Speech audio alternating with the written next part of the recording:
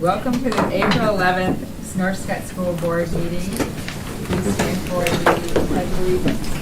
I pledge allegiance To the flag of the United States of America and to the republic for which it stands, one nation, under God, indivisible, with liberty and justice for all. Thank you. Welcome, everyone. We have approval of the agenda. So move. Second. All in favor, say aye. Aye. All opposed, same sign. Motion passes. Okay, any comments and suggestions from any citizens that are here? Okay, well, for those online, you can submit any comments on that's found on the YouTube link, as well as you can email Mr. Studding at any time. Okay, thank you. Let's move on to the approval of consent agenda. So move. All in favor, say aye. Aye. All opposed, same sign. Motion passes. Did you have a Just comment? have a comment, and I know this is basically for all our administrators. I know we're in the middle of hiring staff and so forth. I just hope that you're looking back and making certain that all the people that you hire are licensed and certified for the positions that they teach and or work for. So I don't want to see us get caught with not having somebody with the right certification for programs. So I'll just say it from that standpoint. Yeah, thanks. Yeah, thanks, Frank. I know after, not this agenda, but a previous agenda, we've hired people where they're finishing up a course. Right.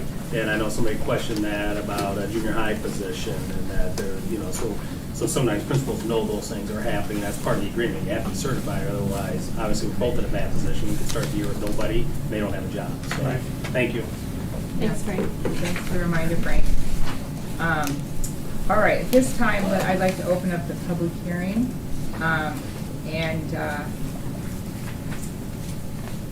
It's on the 2022-23 school district budget. Joe, would you like to? We'll let Jill just Jill. give her a brief overview of it and then give a chance for the public to comment and then we can vote. So this evening, the public hearing is regarding the district-wide budget for next year. As the board knows, we've discussed this in previous meetings and in a finance committee meeting. But just the highlights are that it has a 2.5% supplemental state aid and the $5 of equity. The tax rate for next year is at $11.47 per $1,000 of taxable valuation. In the prior year, that was $11.65, so it is a slight decrease. District-wide revenues total $48.8 million, with district-wide expenditures being budgeted at $48.1 million. And the general fund maximum authorized budget is at $46 million, with an estimated unspent authorized budget of $7.4 million. Thank you. Okay, any input from the public? Okay, at this time, I'd like someone to move. Make a motion to close the public hearing. Second. All in favor, say aye. Aye. Do we have to We- voice? No, it's just, Okay. Is it a roll call, Teresa? It is. Serena? Okay, roll call, Sorry. Frank. Would I, Pratt, aye. Maxwell, aye. Kepi, aye. Bertfeld, aye. Lindemann, aye. Dittmer, aye. Okay, it's closed, and now let's just open it for you, the board members, any discussion? Joe, I would like you to comment on why it is reduced. I know the answers to these, so why it is reduced, and also how that impacts the taxpayers out there, and how it really doesn't affect our formula for what we get from the state. yeah, two good points. One is, our mill rate, property values have a big impact on our mill rate. And when you look at the way the state budgets for schools, it's driven by students, and then most of that money comes from the state now. It's not put onto the property tax owners.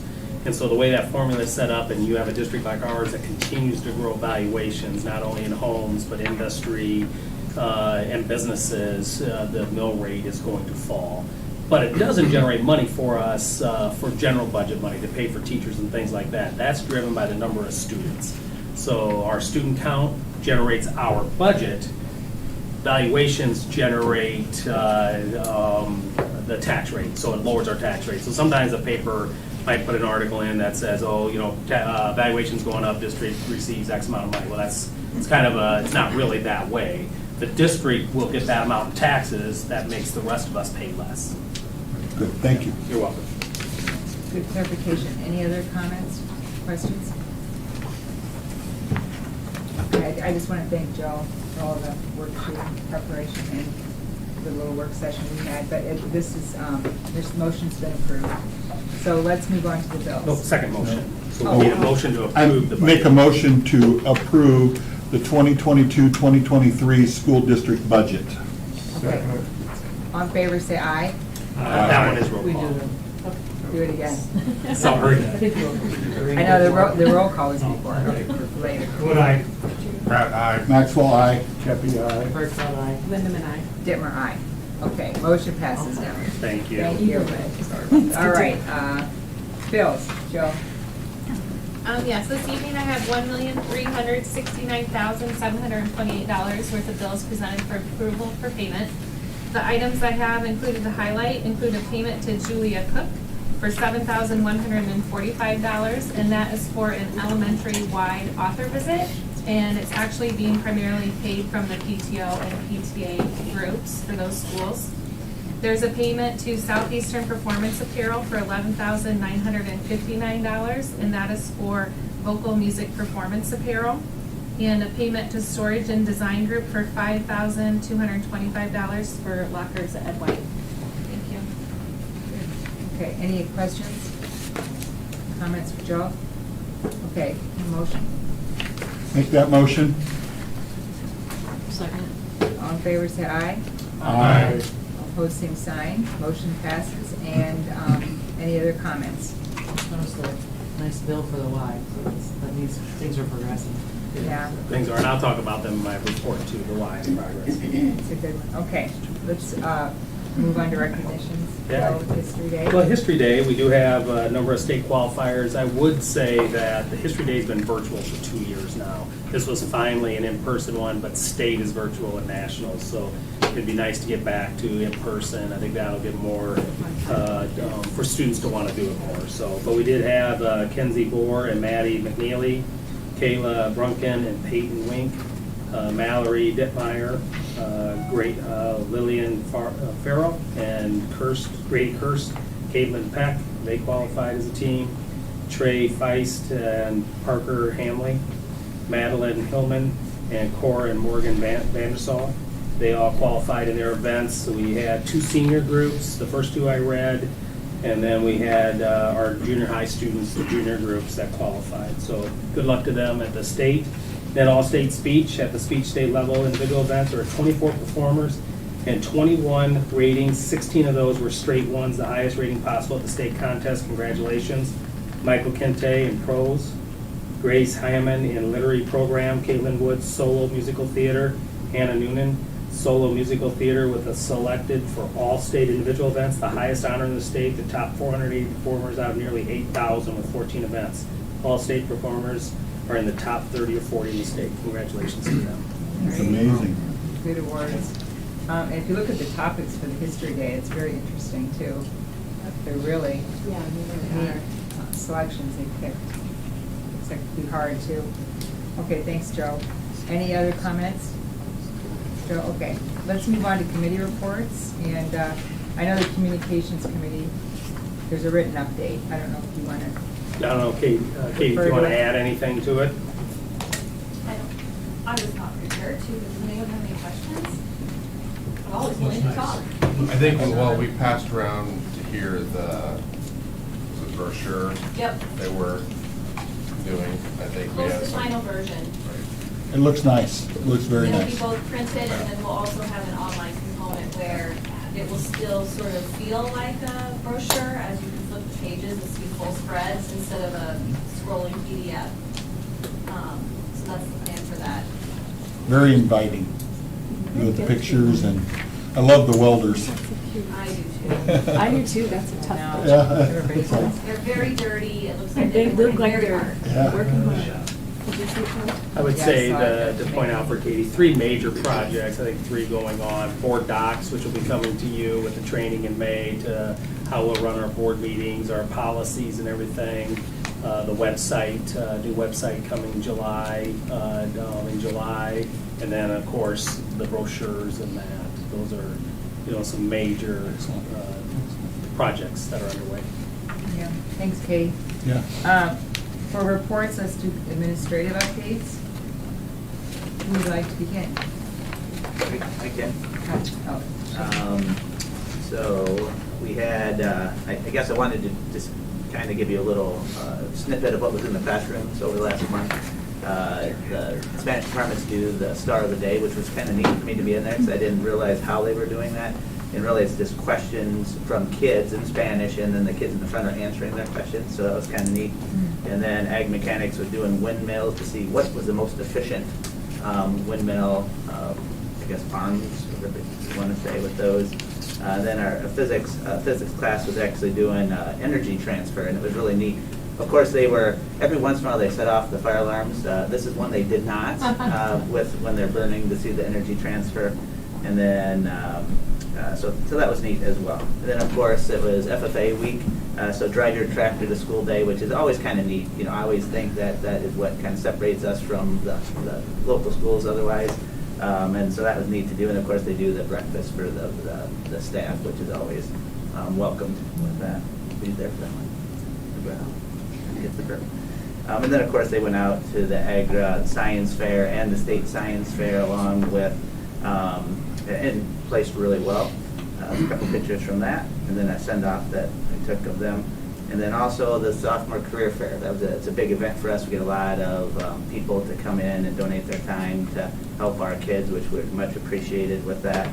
And then, of course, the start of the spring season, which is chaos right now. It's actually a nice day out there. So we have a track meet going on. We had tennis going on and soccer as we speak.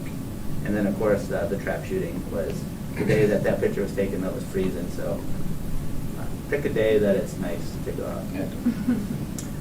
And then we had our summa cum laude meeting with so it's the start of graduation, which just seems weird to me that we're already talking about graduation, but had that first meeting. And then the Denmark students, that was kind of a neat experience for us. Thank you to Joe, actually, for sending that over. We had 30 Denmark students come visit, and they followed a student in the classroom for a day, and then went over to the elementaries at White. I think that went well. I hope it did. They loved it. They said, this is not, I feel awful even saying this. I probably shouldn't with Amy's not here though, but the one question that was asked, they're like, how do you like our food? And they're like, well, and the one's like, it's okay. And then the other's like, it was kind of rubbish. And I'm like, what? It's really good. But now, so we had to clarify. We're like, what? And they're like, no, it was good for American food, but we have a personalized chef. The school they come from has a personalized chef. So I'm like, oh, all right. I know, that's what I said. We're gonna have to up our game. Yeah. Of course, I love our food, so it was just funny that they used that, but then they clarified that, well, we have our own personal cook that comes in and cooks for us. I'm like, all right, I suppose if you compare to steak, maybe. So, busy month. Thank you, thank you, Yep. Jake. Stephanie, you're here for Yeah. Mr. Holland. I'll cover the junior high part. We kicked off track practice. We have 140 students out this year. We usually have a good turnout for track. Unfortunately, we're having to cancel our first meet because of the weather. Too bad it's not on a day like this, but we have another home meet on Thursday, so we're crossing our fingers for that. We wrapped up ISASP testing last week. All the students did a really great job. Staff stepped up and there's a lot of moving parts in it, so did a great job with that. We're going to be doing makeup starting on Wednesday and try and get those finished here sooner rather than later. So college and career fair, our 8th grade school counselor really does a great job taking that on and organizing that. So that's going to be on April 28th. We have a lot of area businesses coming in, and we've got some board members that are coming to help cook that day, so we appreciate that. Cooking lunch for the staff and presenters. Today, the Eastern Iowa Community College representatives came, and they came to the ELA classes and got all the students set up for the application process when it comes to applying for classes next year. It doesn't necessarily mean that they need to take high school classes, but they're all ready to go, so that's one less thing that the high school has to worry about or they have to figure out next year, so it's gonna be exciting them going to high school. Our first year FFA team did really great at the state level. Joe has a recognition for all of their success, and we've included some pictures below there of their boards. We've had 2 visiting artists in the past 2 weeks. One was the High and Mighty Brass Band, which was on the 22nd, and then on the 4th we had Jarabe Mexicano, which was a huge hit. Both of them for our students, they did a great job. They really enjoyed it. It's been a long time since we had visiting artists, so. Lastly, we had our band and orchestra students. They had visits from 2 professional musicians come and push into the classroom and teach them about different instruments and give them some kind of small group lessons. And then they actually went to the Quad City Symphony on Saturday, and so that was a really big turnout outside of the school time. So parents joined in on that as well. So lots of great opportunities for junior high. Good. Thank you, Stephanie. Carrie? I think our highlight of the month was probably when the students from Denmark came over.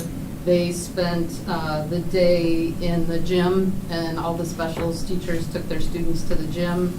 They split up into 3 or 4 groups. They learned, the kindergarten class was learning how to sing head, shoulders, knees, and toes in Danish. All the students learned how to count. They did some different games with them that they would play as young students, so that was kind of fun. I think it was Duck, Duck, Goose that the kindergarten was learning, and it was all in Danish, so that was fun. Julia Cook, our visiting artist, came in on April 6th.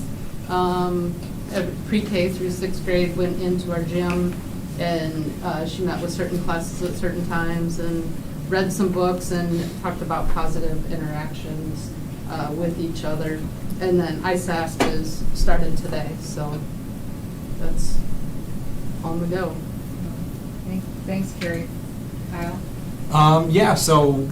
We had Julia Cook visit as well. She came on Friday for us and again met with all of our students, and we had a group actually, I think some of our like 5th and 6th graders did lunch with her and talked more about like writing and being a writer and stuff as well, which was really cool for them. Our PTO hosted our bingo night on April 2nd, and we had a full gym for that, and it was a lot of fun just to, have something, on the weekend for families to come and do, and we had a great turnout for that. And then on April 1st, we had one of our expectation celebrations where our students who, we want to recognize that are consistently being safe, responsible, respectful, doing the right thing. We like to do those celebrations, so that was one of the first nice days that we were having in a while, so a whole bunch of us got to get outside for an extra recess too, and hopefully we'll continue to see more of that great weather that we can enjoy out there too. And yep, ISASS testing is off and running this week, and our students are off and running with that. Pun intended. Yeah. Cool. All right, and Neil Armstrong more of some of the same things. Julia Cook was obviously at our building. The kids loved her energy that she brought to the building and the stories that she could share and relate them to her book, so that was fun for all the kids. We identified 17 exceptional Eagles for showing their persistence for the month of March, which is awesome, and you can see a picture there. And it's always great to make those positive phone calls home to parents as well, and just let those parents know how well their kids are doing, and thanks for sharing their kids with us. So I love making those phone calls along with our counselor as well. Long overdue is we're slated to get the playground installed April 23rd and 24th. So I sent something out to the district about any volunteers or people wanting to help out that can contribute a little time over the course of those 2 days. That would be much appreciated.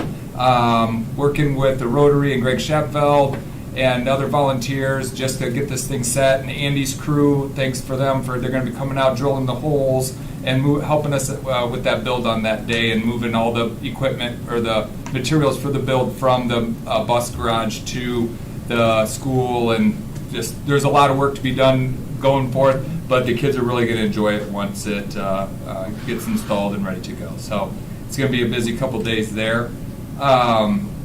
And then we have a Girl Scout troop that's been working with the high school FFA. They want to create a community garden. That's something I've been partnering with them. They're starting to grow their plants in the greenhouse, and just that correlation there. So we're in the beginning phases of that. They're getting ready to hopefully start breaking ground on that so they can have their community garden as well. So just that correlation between the high school, that's been something they've been trying to work on for 2 years.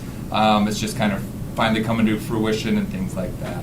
One thing I didn't put down was that April 29th at 5:30, the PTO is going to have a scavenger hunt night. It's free to families to come out. We'll have pizza, popcorn, drinks, sodas, and things like that.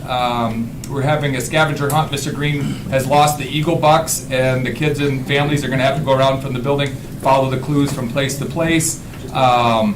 And they'll arrive at an answer. And it's a free night for families. We want families to come out and just get to know each other again, see each other, and get to know their neighbor. So that's what that night's intended for, and we hope to see a lot of families out that night.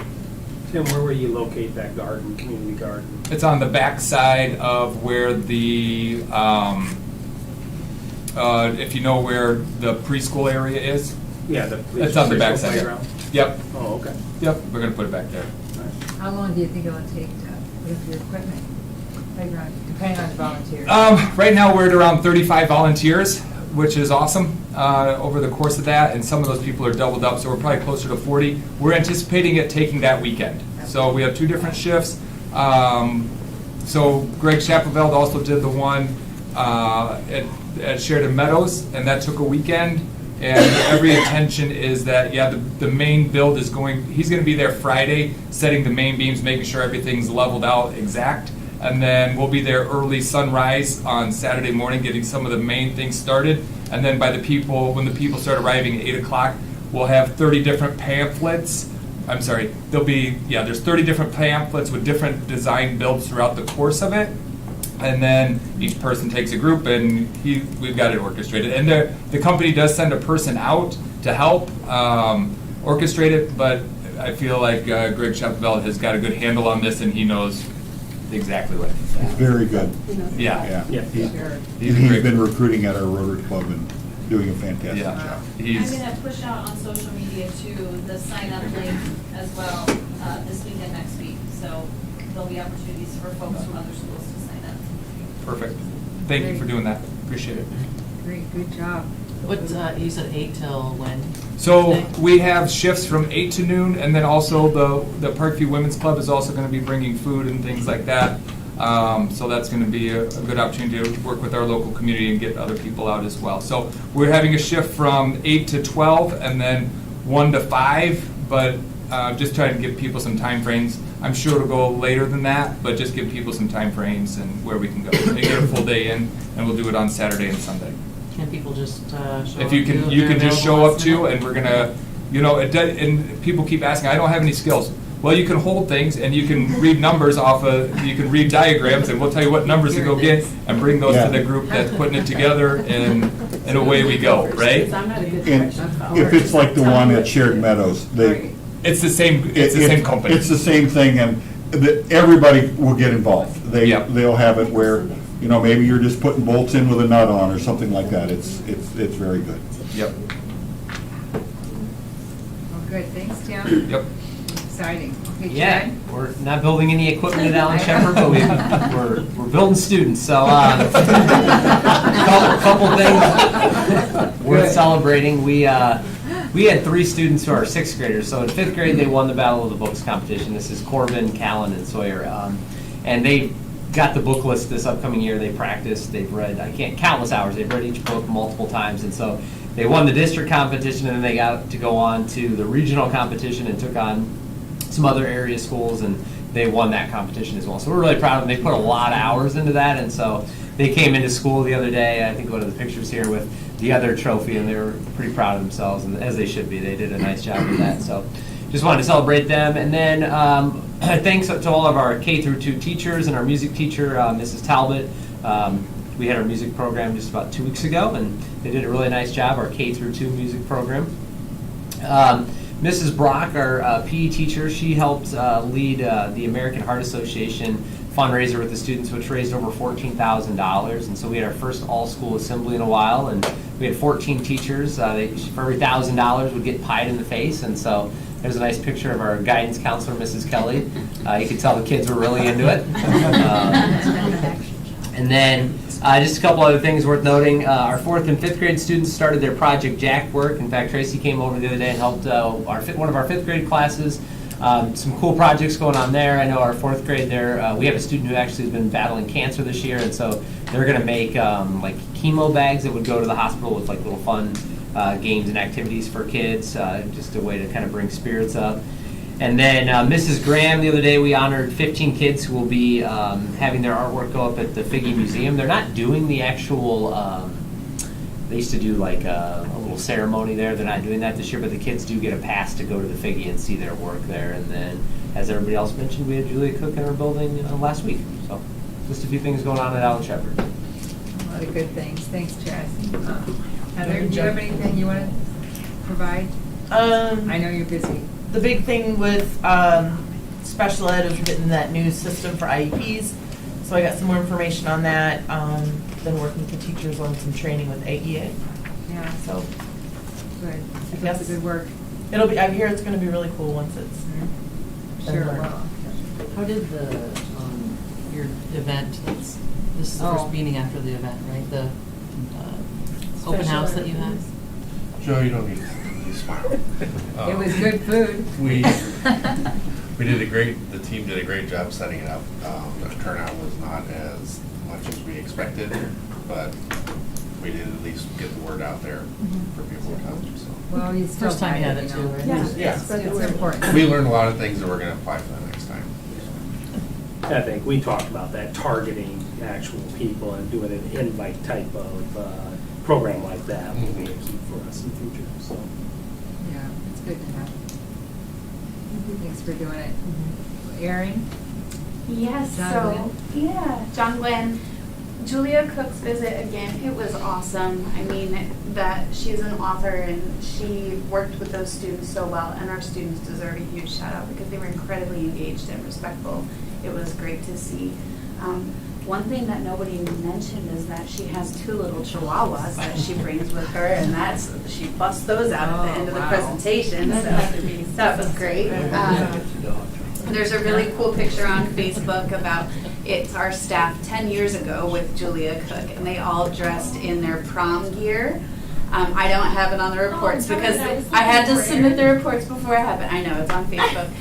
They're all donned in their apparel for like prom and tuxes and everything with Julia Cook. They rolled out the red carpet for her, and then we took another picture of her on Thursday. It was great to have her on Thursday because we were also able to coordinate with Katie, who had the videographer at John Glenn at that time. So that videographer was able to capture that really special event for the students.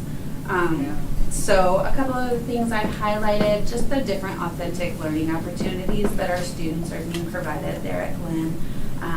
The 5th graders did their expert expo, and they did a lot of research. They each selected a topic, and then they presented their findings, and other students and a whole bunch of parents were able to come into the gym and see their work. So it was really special for them. You can see they dressed up and everything, so that was nice. And then 6th grade, they had some geologists come in, and they did a mining simulation with chocolate chip cookies. It was really well thought out, and so that was a good hands-on experience for the students.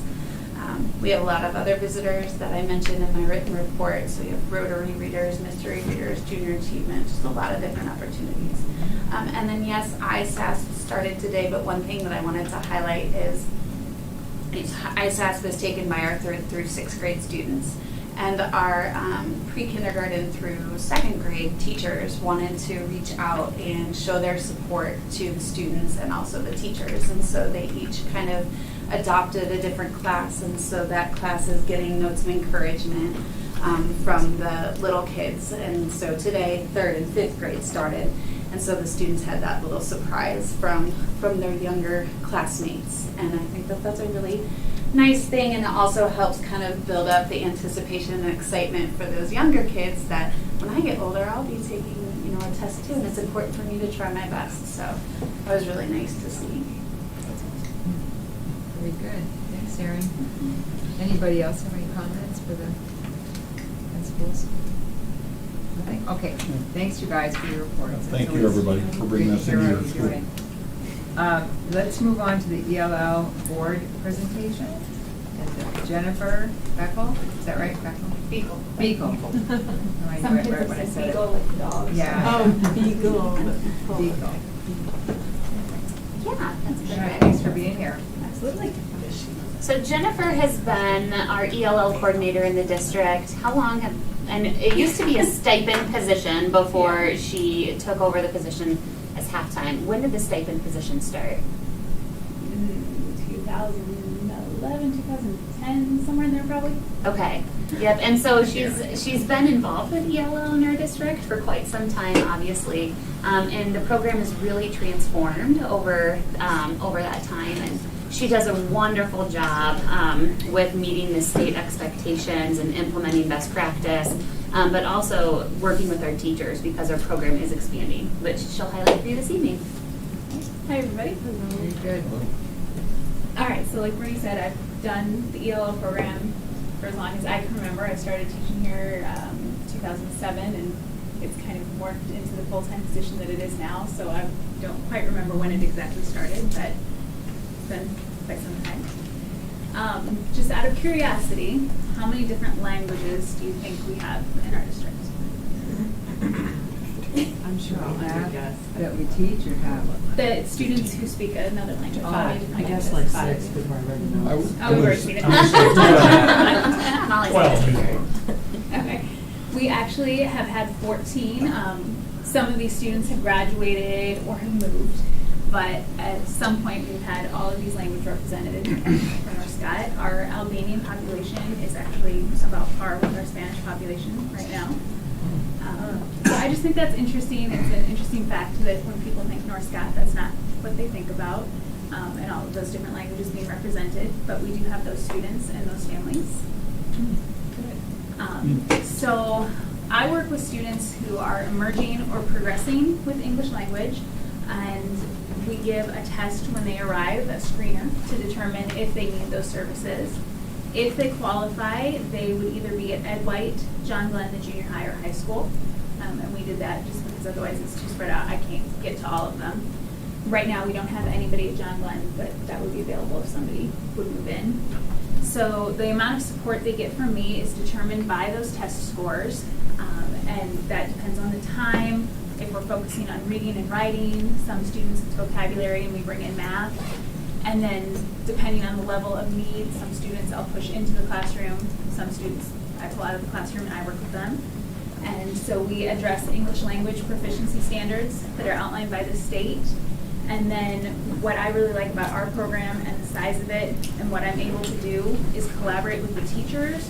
So I might be teaching something like getting meaning from text, but they're doing retelling in the classroom. So I have to put those two together. So what they do with me supports what they do with their teachers. So this is a sample score report, and we get this from their screener when they move into the district. It breaks it down into 4 domains: listening, reading, speaking, and writing, and then they can get a score of 1 to 5. If students get all 4s and all 5s, they are considered proficient, and they take the test again every spring, so usually right before spring break. And that's when we're able to see growth and see if anybody's eligible to exit. Right now, this is what the state uses to determine ELL services. It is this test and how you do on it.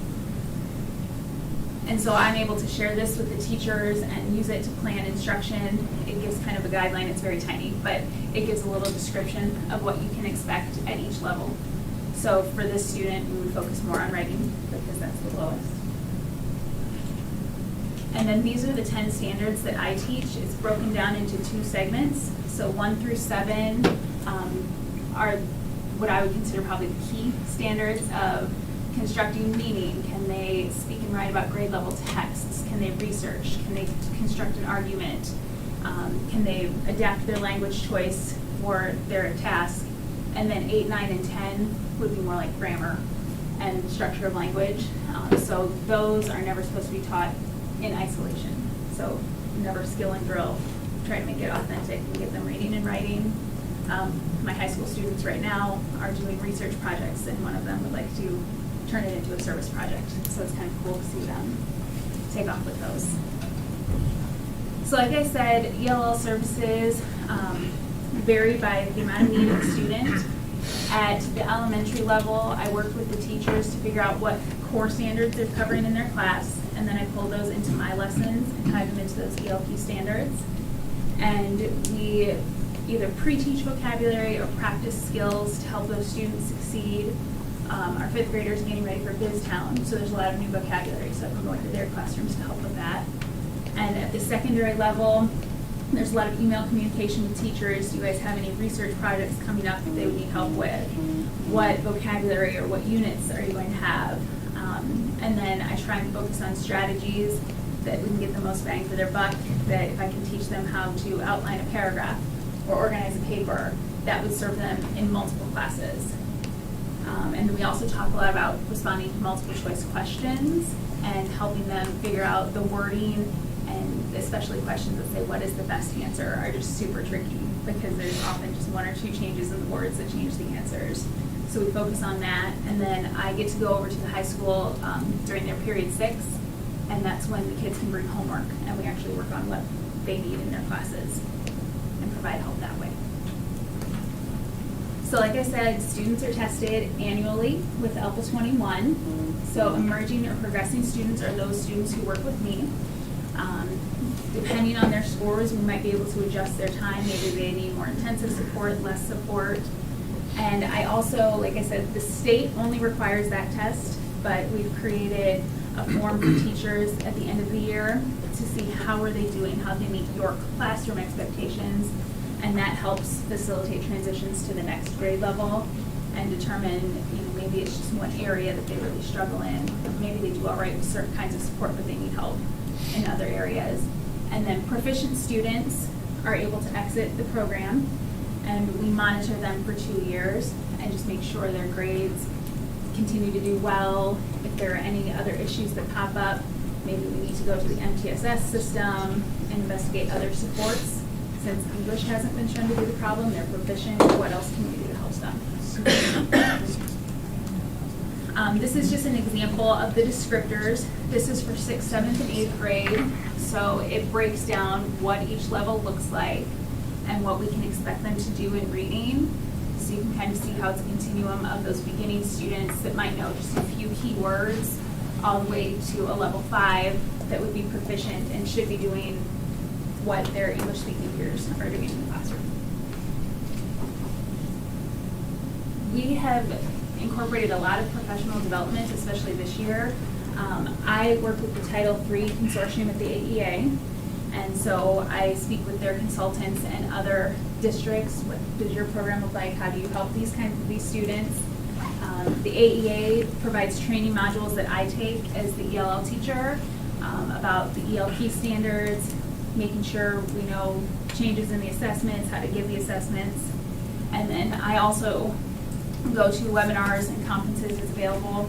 So the AEA is going to have a big one in June, which is nice that it's targeted just for that specific population. And we've started a lot more professional development within the district this year. So all teachers have to be trained on the English language proficiency standards, and that's through the AEA online system. And then we provided an overview training for junior high teachers. So all teachers with an EL student in their classroom came to the training and just heard some good best practices, strategies, things you can do to help those students. This is the first year we've had newcomers at the high school. So we've had to translate a lot of materials and a lot of Spanish speaking with them. And so we've had training with the high school teachers on how to build relationships when they speak a different language from you. Lots of different translating tools that they can use. We have figured out stuff on the fly, lots of help from our fantastic tech support. Just how we can we want to make sure they understand the content, so how can we take away the language barrier? We've figured out ways. Eric Lenz made a chart, a spreadsheet that teachers can type in the English and it'll translate to the Spanish so the kids can have that. or vice versa. I was translating a biology quiz because the kid wrote in Spanish, so we had to make sure he wrote the correct answer. And then just making sure we're using appropriate assessments or scaffolding those assessments. So maybe for some students, we don't give them the short answer or the multiple choice test on Canvas. We let them talk to us, or we give them a short answer so they can explain their thinking and we can pick out where some of that meaning might break down for them. We use a lot of interactive scaffolds. My favorite was in history. They took whiteboards and the whole class had to write a 6-word summary of what they were talking about. So for these students, it was a sigh of relief. Okay, only 6 words, I can do it. But then the higher students in the classroom, it was a challenge to condense it. So that was pretty fun to see. And then just ways to help teachers increase their participation. We noticed they would talk to me, they would talk to an interpreter we had for them if they didn't want to talk to the other kids. So how we could work on that. And then we've also started, I called it a quick PD, just an email with here's something you can try in your room, just so that ideas are always flowing and we keep thinking about these students. So that's our program in a nutshell. Yes. I have several Great. questions. Is there an interpreter always with you, or do you speak multiple languages? That's my first I question. speak Spanish. Okay. We were lucky enough to have a volunteer who has come in. She speaks Spanish and stays with students. We coordinated her schedule, so she was in like the higher needs classes.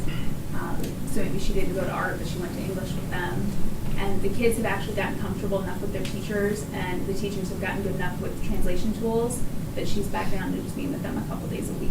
I see. Okay. Number 2, is the beginning of the school really a busy time for you? Because I would imagine there's maybe some new students that come at that time, and all of a sudden you're having to deal with. Yep, my let's schedule say, changes a lot at the beginning of the year. 7 new ones or something. So. Yep, and this year our busiest, we had a lot come in January too. They switched schools. Sure. Yeah, Sure. so the beginning of the school year is really busy. And obviously, you've been with the district for a very long time. Thank you for that. Yeah. And thank you for what you do. Talk to me a little bit about the evolution, and what are your challenges today that maybe the board or the administrators could help you to do a better job? And I don't know what happened to the slide, because there was a slide in there that showed the numbers. So when I first started, it was, the state had different requirements. So I was basically lesson planning, and then an aide would give the lesson. And then a couple years after that, they said it had to be from a certified teacher. So I was doing it over my prep. And we got really careful with, when I was teaching first grade, the guidance counselor would come in so I could have prep and get out to Shepherd or get out to Glen or wherever I needed to go. And that wasn't the best. So then it went to a halftime position where I taught first grade in the morning and did ELL in the afternoon, or third grade in the morning and ELL in the afternoon. That was still fitting the kids into a time. So here's when I can fit you in, not necessarily here's the amount of time you need. So we eventually, now it's a full-time job, so it's more like what we do with our students in reading intervention. A lot of them I see for a half hour, 5 days a week. Some of the higher kids, 3 days a week for a half hour. So just to give them more consistent instruction. And I've seen a huge change in the kids, like getting into those more sustained projects, because I do see them every day. So I think the biggest challenge right now would be the time. I have, the only grades I'm missing are 4th and 12th. Otherwise, we have students at every grade. Do you know how many students about are? We had 18. Last year we had, I believe we ended the year with 9. We had a couple move out mid-year, and this year we have 18. So it was a huge jump this year. Do you get support from the AEA? Yes. Yep. They, their Title III consortium, we have a consultant who we work with, and then everyone in the AEA meets and talks about like policies and changes and things that the state has said. Nice. Again, thank you for what you do. Very important. Do you find that students can graduate from the program, maybe especially if they're younger when they start? Is that The younger ones are where I see the most because you said they graduation, can I guess. test out of it or Yep. whatever in this grade. What I see with the older students, by the time they get to that age, they don't like the test anymore, so they don't always, there's some of them I think if they would try a little harder on the test, they might do a little better. But yeah, we have seen some exiting, so when we went from 9 to 18, there were a couple students that exited out of that. And we had a senior who graduated, so that was a lot of these students this year. Good job, yeah, very good.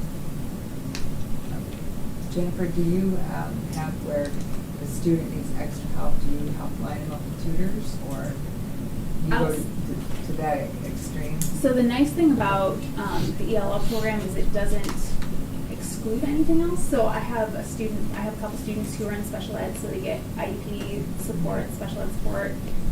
They can get reading interventionist support. So we're able to kind of double team them. So if they're going to a reading interventionist, I might take a little more of a writing vocabulary approach to kind of wrap things up and tag team them and hopefully get them moving. So. Yeah. Excellent. I'm glad you asked the question, John, if there's any extra help that you can ask. Yeah, I love glad to hear from you tonight. You can tell. You can tell you have passion for your Thank job. you. Yeah. I gotta brag her up a little bit. She is amazing, and she works with our staff, and our staff loves her as well. But I want to put in a little plug for Dylan. Yes, please do. So she's talking about a student that wants to do a service project. I'll let you kind of explain a little bit about the background on it, but it's for the Ukraine, and it's to raise some money. This one is one of my favorites. So I always like to make their projects useful, hopefully. And he said to me, I said, we need to do some research. What do you want to research about? And he usually doesn't get that into it. But he said, I want to do a service project to help the Ukraine. And that's where he was adopted from. He came when he was 2. I had him as a first grader when I was teaching first grade in the classroom. And now he's a junior. And he has done research on the war in Ukraine. He has found an organization that helped facilitate his adoption that knows where resources would need to be. And he made a presentation that he's going to share with the Service Club, Honor Society, and Student Government to hopefully sell bracelets or ribbons or something and raise funds. Nice. So be prepared elementary. Yeah, I'm trying to figure out how to bring it to you this year. Contests always work, right? Candy for reward, is that right? That's great. First for Tim. Whatever. Anything else? I just had a couple questions. What you mentioned, like Excel spreadsheet or for translations. Any tools that the kids have with them? Any sort of technology tools? So we have been trying a lot of different things, and Dan, I bug Dan a lot about the technology. So if you think of some that I'm forgetting, please jump in. We have done a lot with Google Docs. So anything a teacher has in Google Docs, if you go to Tools and Translate, it will just translate the whole thing. So that has made some projects and research a little bit easier.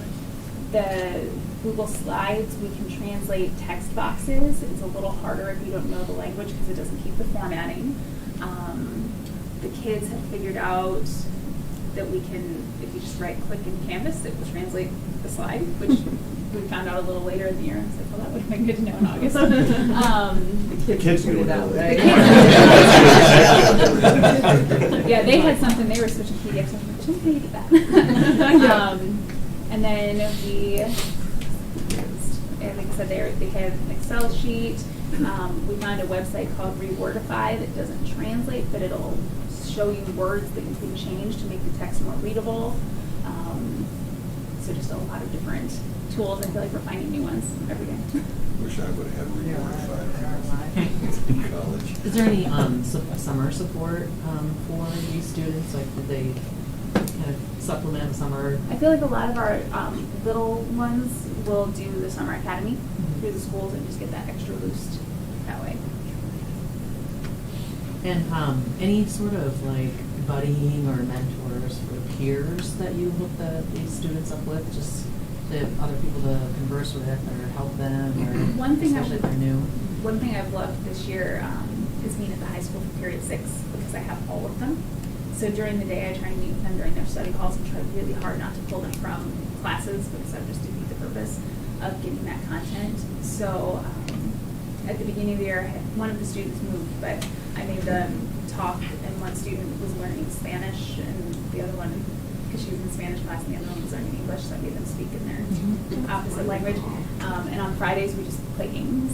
So little games like headbands, but they have to do it in English, so they're asking questions and they have to learn the vocabulary. So that's fun. And then they're working so hard all day long translating that sometimes we just talk. That's important too, right? Social.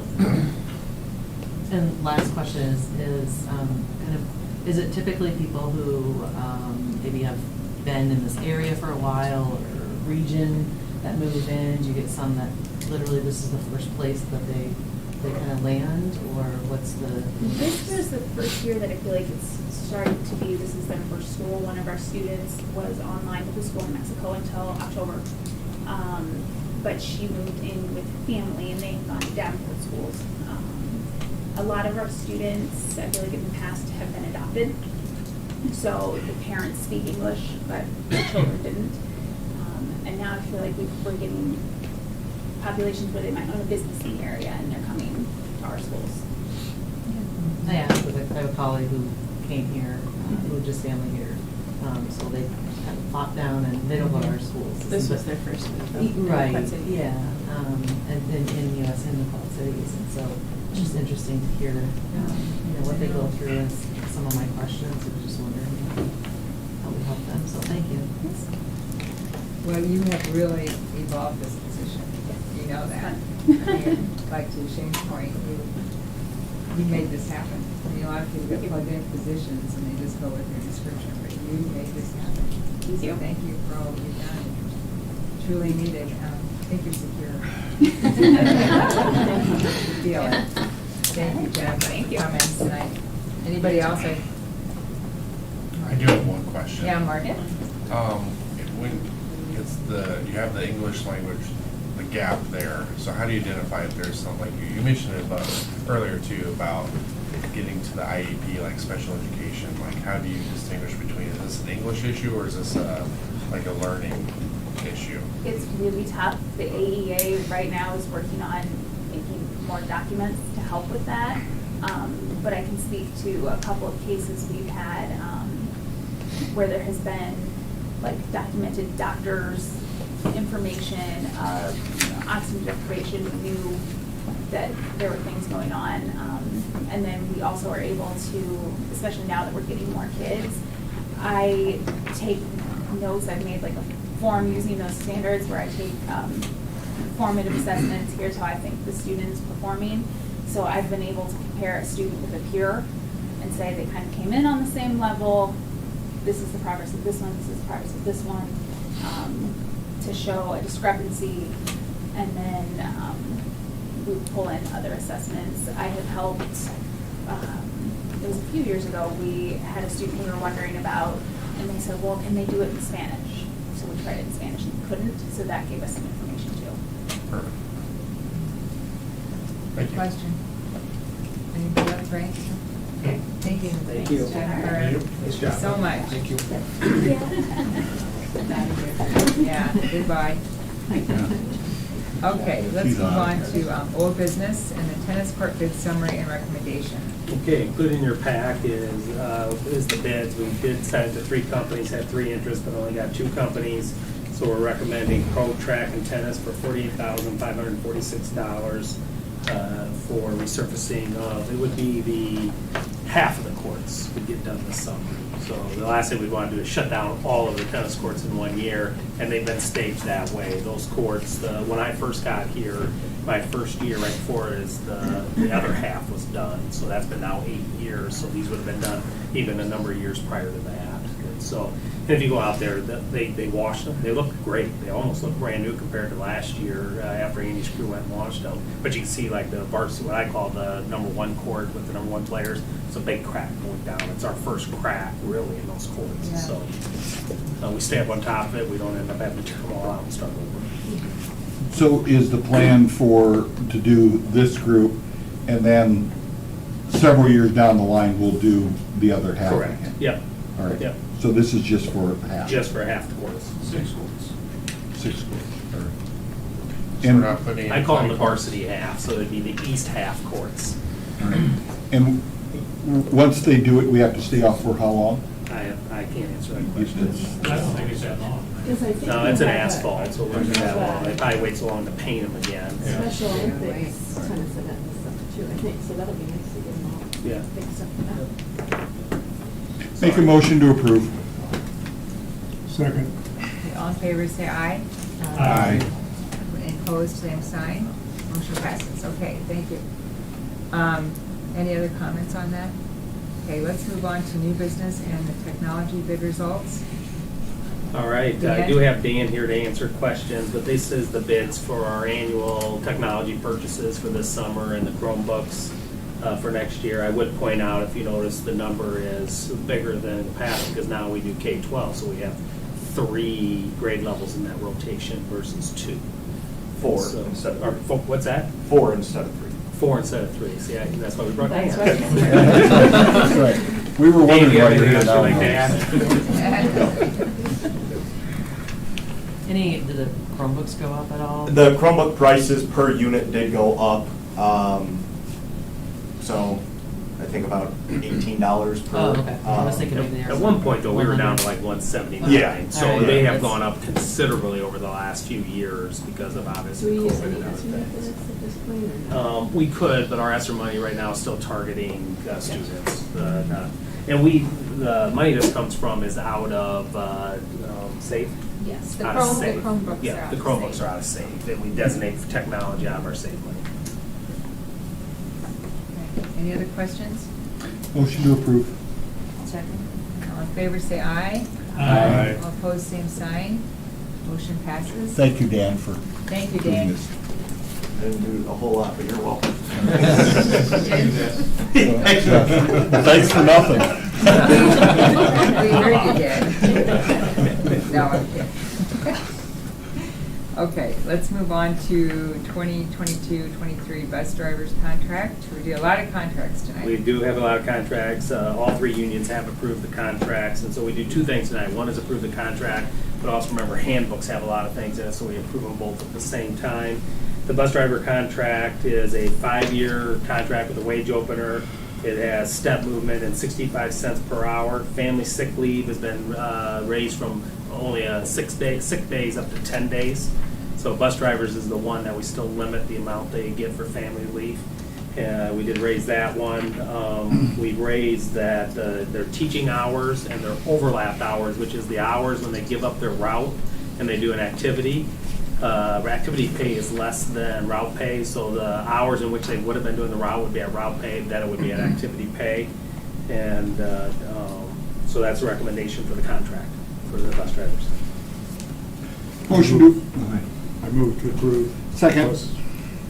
Okay, all in favor, say aye. Aye. All Is that a opposed, same voice sign. vote? Is that what it says here? What? Yeah. Voice. Voice. Yeah. Yeah. Roll call. Aye. But we don't have to do a roll call. No, we don't have to do Okay. Is it 22 to 25 though? It would be 22 to 25. It's still a wage opener each year. Yeah, item B just says 22 to 23, but it's actually 22 to 25. 22, it is 22 to 25. The handbooks are always year to year. Yeah, okay, thanks. But that's a Point that out. contract, yeah. The contract is. Item B says 22 to 23. Correct. The contract will be a 5-year contract, Right. but every year we will still come back with a wage opener.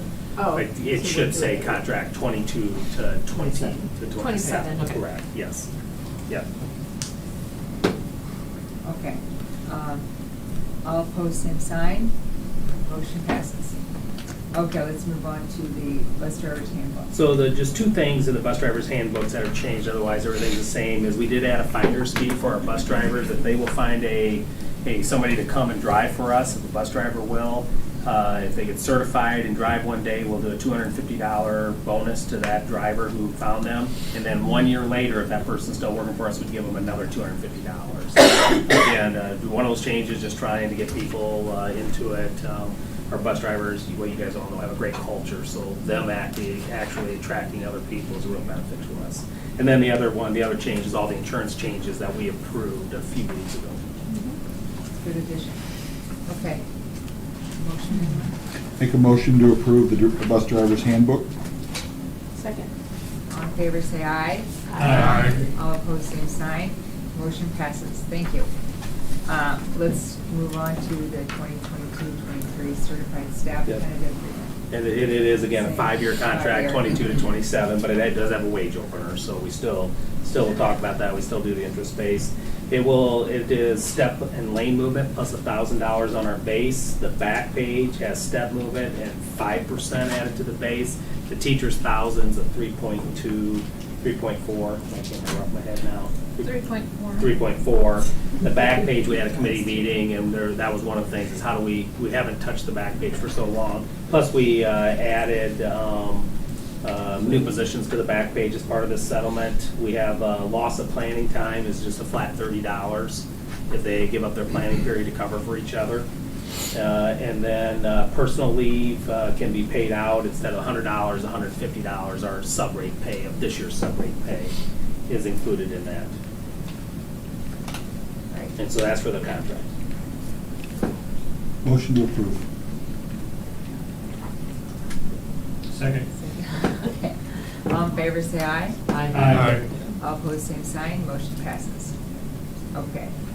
Move on to the certified staff handbook. Yep. Two things I'd point out in the handbook that are changed is 1 personal day can then be changed for 2 sick leave anytime, even during the year. Right now, we do it in the summer. At the end of the year, either a person can get paid out, they can save up to 4 personal leave, or they can convert them.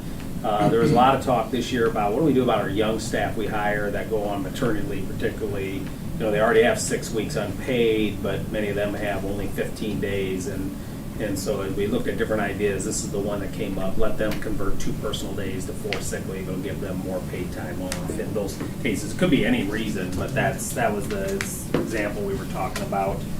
And then, of course, the insurance changes are the ones that were approved a few meetings ago by the board.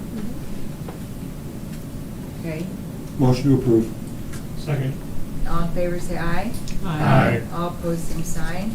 Motion passes. Thank you. The 2022-23 tentative agreement with classified staff. So again, it's a 5-year contract with Opener, so it goes 22 to 27. It's step movement plus 60 cents an hour wage increase. We changed the vacation time, again, to be more competitive. All year-round employees had to work a full year before they got 1 week, and then 2 years to get 2 weeks, and then 5 to get 3, and 10 to get 4 weeks. We have recommended going to 1 week vacation the year we hire them, so we give them a week, and after year 1, they would have 2 weeks. And then we stick with the 5 years and the 10 years. For that, and then in insurance changes, I'm sorry, that's for the handbook. So those are the changes to the contract, or those that agreed upon. Motion to approve. Second. All in favor, say aye. Aye. All opposed, same sign. Motion passes. Thank you. Classified staff handbook. So classified, 2 things to point out. One is clothing allowance. We've had clothing allowance. It was a memo in the past. It was really not written anywhere, so we've added it. We give maintenance, grounds, food service, and custodians $60 per person for clothing allowance each year, and it just was never spelled out anywhere. It came up because they wanted to talk about footwear. Well, the 60, if they want to spend it on footwear, or you want to spend it on uniforms. Our mid-managers take care of most of that. Amy orders T-shirts for all the cooks. Every year they get new T-shirts that they use. It's all over the board. We just never had it anywhere, and the handbook's the best place to put that. And then, of course, the insurance changes. Motion to approve. Second. All in favor, say aye. Aye. All opposed, same sign. Motion passes. Thank you. Thanks everyone for working on this, on the contracts. That's a lot of work Yes. that by a lot of you. And this was the first year that our support staff, we actually had a committee. Jill and I have always negotiated with SEIU. Now they changed over to NCA. We're using that same process, interest-based. And so Frank sat in on that one, Shane sat in on that one. And then, of course, our IBPS, we have board members on that. Also, all the staff, because they volunteer their time to represent that one. And the support staff's a tough one because they are so diverse in their union, all year round, school year, full-time, part-time, secretaries, cooks. It's a really tough one. So, but we make good progress in using the process that represents everybody. It's a lot of good commitment. Yeah. So thank you. Yeah, thank you. And thank you to all of the folks that work for North Scott Schools. It's really wonderful and really needed. Go well. Okay, let's go to elementary sections for the 2022-23 school year. Katie, can you pop that up on the screen?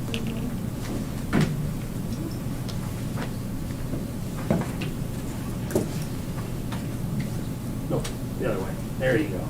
So this is, on the screen, you can see the 2,000 predicted 22-23 elementary sections. The reason I added this to the agenda is conversations at different levels about class sizes or about where open enrollment students going, what's happening with kindergarten particularly for that. And so after we do kindergarten roundup, we do our early childhood days, we start plugging in the numbers that we have. When it comes to open enrollment, we look at numbers of, or where siblings are at, which buildings they go into, what are the class sizes. At the lower elementary, we want 22 students per class. If we have 22 students per class, then we don't add open enrollment to it. If it's upper elementary, it's 24. There is no actual board policy that says this is exactly our class size. You know, we've had classes as high as 28, 29 in the upper elementary. We've had even lower elementary, 26, 27. And so that all varies. But if you look at the chart that we have, kindergarten particularly, because there was some things as well, why don't we send them to, I've had requests, send them to Glenn so we can have 2 sections at Glenn. Or why don't we send them to Shepherd so we can have 3 sections at Shepherd. Well, when we started putting the numbers in and we look at it, we try to equalize it out, 22, 22, 22. And what made sense this time, after you take out the siblings and all of that, we get close to that with all of the open enrollments that don't have siblings and a reason to go someplace else to go to Ed White. That gives us 4 sections at 22. And then if you can see, you got 17 at Virgil Grissom, you got 21 at John Glenn, 23, 22 at Alan Shepherd, and Neil Armstrong, 35. The real issue here, that's only 206 kids. Our 6th grade class that left was 263. There's a considerable difference. Now, there's a long time still between now and the start of the year, and numbers get adjusted. It would be hard to say we've ever seen 60 kids move in at one grade level from the time we do kindergarten roundup and numbers to moving forward. But could there, we have room for, in kindergarten, we have 7, what would that be, 7 kids could open enroll into Neil Armstrong right now, 1 into John Glenn, and 5 into Grissom. So there's still some room for some growth. And of course, kids who move in, we would take those numbers to 24, because we would go up to 24. So there's even more growth for kids who live within our district. So there's one open enrollment number. Try not to let our lower elementary go above 24, and we try to balance it out. What's unique about us and that we love about us is the way we're spread out. It just happens to cause us some issues. And it means that boundary lines of attendance areas are suggestions too. We try to keep them the best we can, but we really want to have balanced class sizes, and so we do that. What does red mean on there? Red means no open enrollment student can be put into that class. Okay. Yellow means you have like 1 more slot, 1 or 2 more slots, so it's on our, hey, you better watch when a kid open enrolls where you put them. And if they have siblings and. Well, generally, yeah, those would be in the kindergarten ones, Now that we're back to, this year was really unique just because Davenport didn't have any timelines to follow. And so unless you have space issues, you can deny. Like our level 3 programs for special ed are full. I always check with Heather. We have requests from neighboring districts to tuition, and we just don't have room in level 3. And then if they call, for example, in 1st grade, Ed White's the only one with some room available. If it got bigger than that, we'd have to start adding a section, and you wouldn't necessarily do that for open enrollment for a few kids. And So before Glenn or Grissom go to 2 sections, is the plan to have all the other ones full? It all would depend on where the numbers come in at. So if it makes sense, it depends. So like in this case, when we looked at the numbers, it made sense that Ed White would get them because now we actually have a balance. So let's say we would have chose Shepherd and added the 10 kids to Shepherd to get to 3 sections. You still might not have lost enough kids at Ed White to go down to 3 sections, or you'd have really large 3 sections. And so you got to constantly be looking at that. And you just don't know if you need to think about 2 sections, you need 30 plus kids. And even below that, pre-K right now is a unique program, but there's only 12 and 12. Right. If that happens another year, we might say, well, let's go to 1, have 20 kids, and 4 kids on a waiting list. because that's a big commitment for only 12 kids. Now, we hope that can grow and get them up to, because we like them to have at least 15. This year, what's Virgil Grissom? 13 right now. 13. So it's 2 years in a row. We were a little nervous that kindergarten at Virgil Grissom was going to be 13. Figure a teacher costs you $75,000 to $80,000 beginning salary teacher. So that's what it would take. And, like request, we ended up gaining one kid at John Glenn, and we're at 27 in third grade this year. We don't like to go to, we like third grade at 24. They were already a bigger section. Where that child lived and transportation, it was the only choice. Now, next year in 8th grade, they'll be 28. We'd go to 28, so then you're within that range. But let's just say we said, no, we really want that to be a section of 14 and 13. We'd have 1, 2, 3 other grade levels that would need teachers. I'm big about saying be consistent, as close as you can be consistent as possible. And I always say this to people, principals will argue with me that this group is a special group. Parents will argue this is a special group. I've never not found a special group. They're all special when you're going to go down to 2 sections or you're going to go down to 1 section.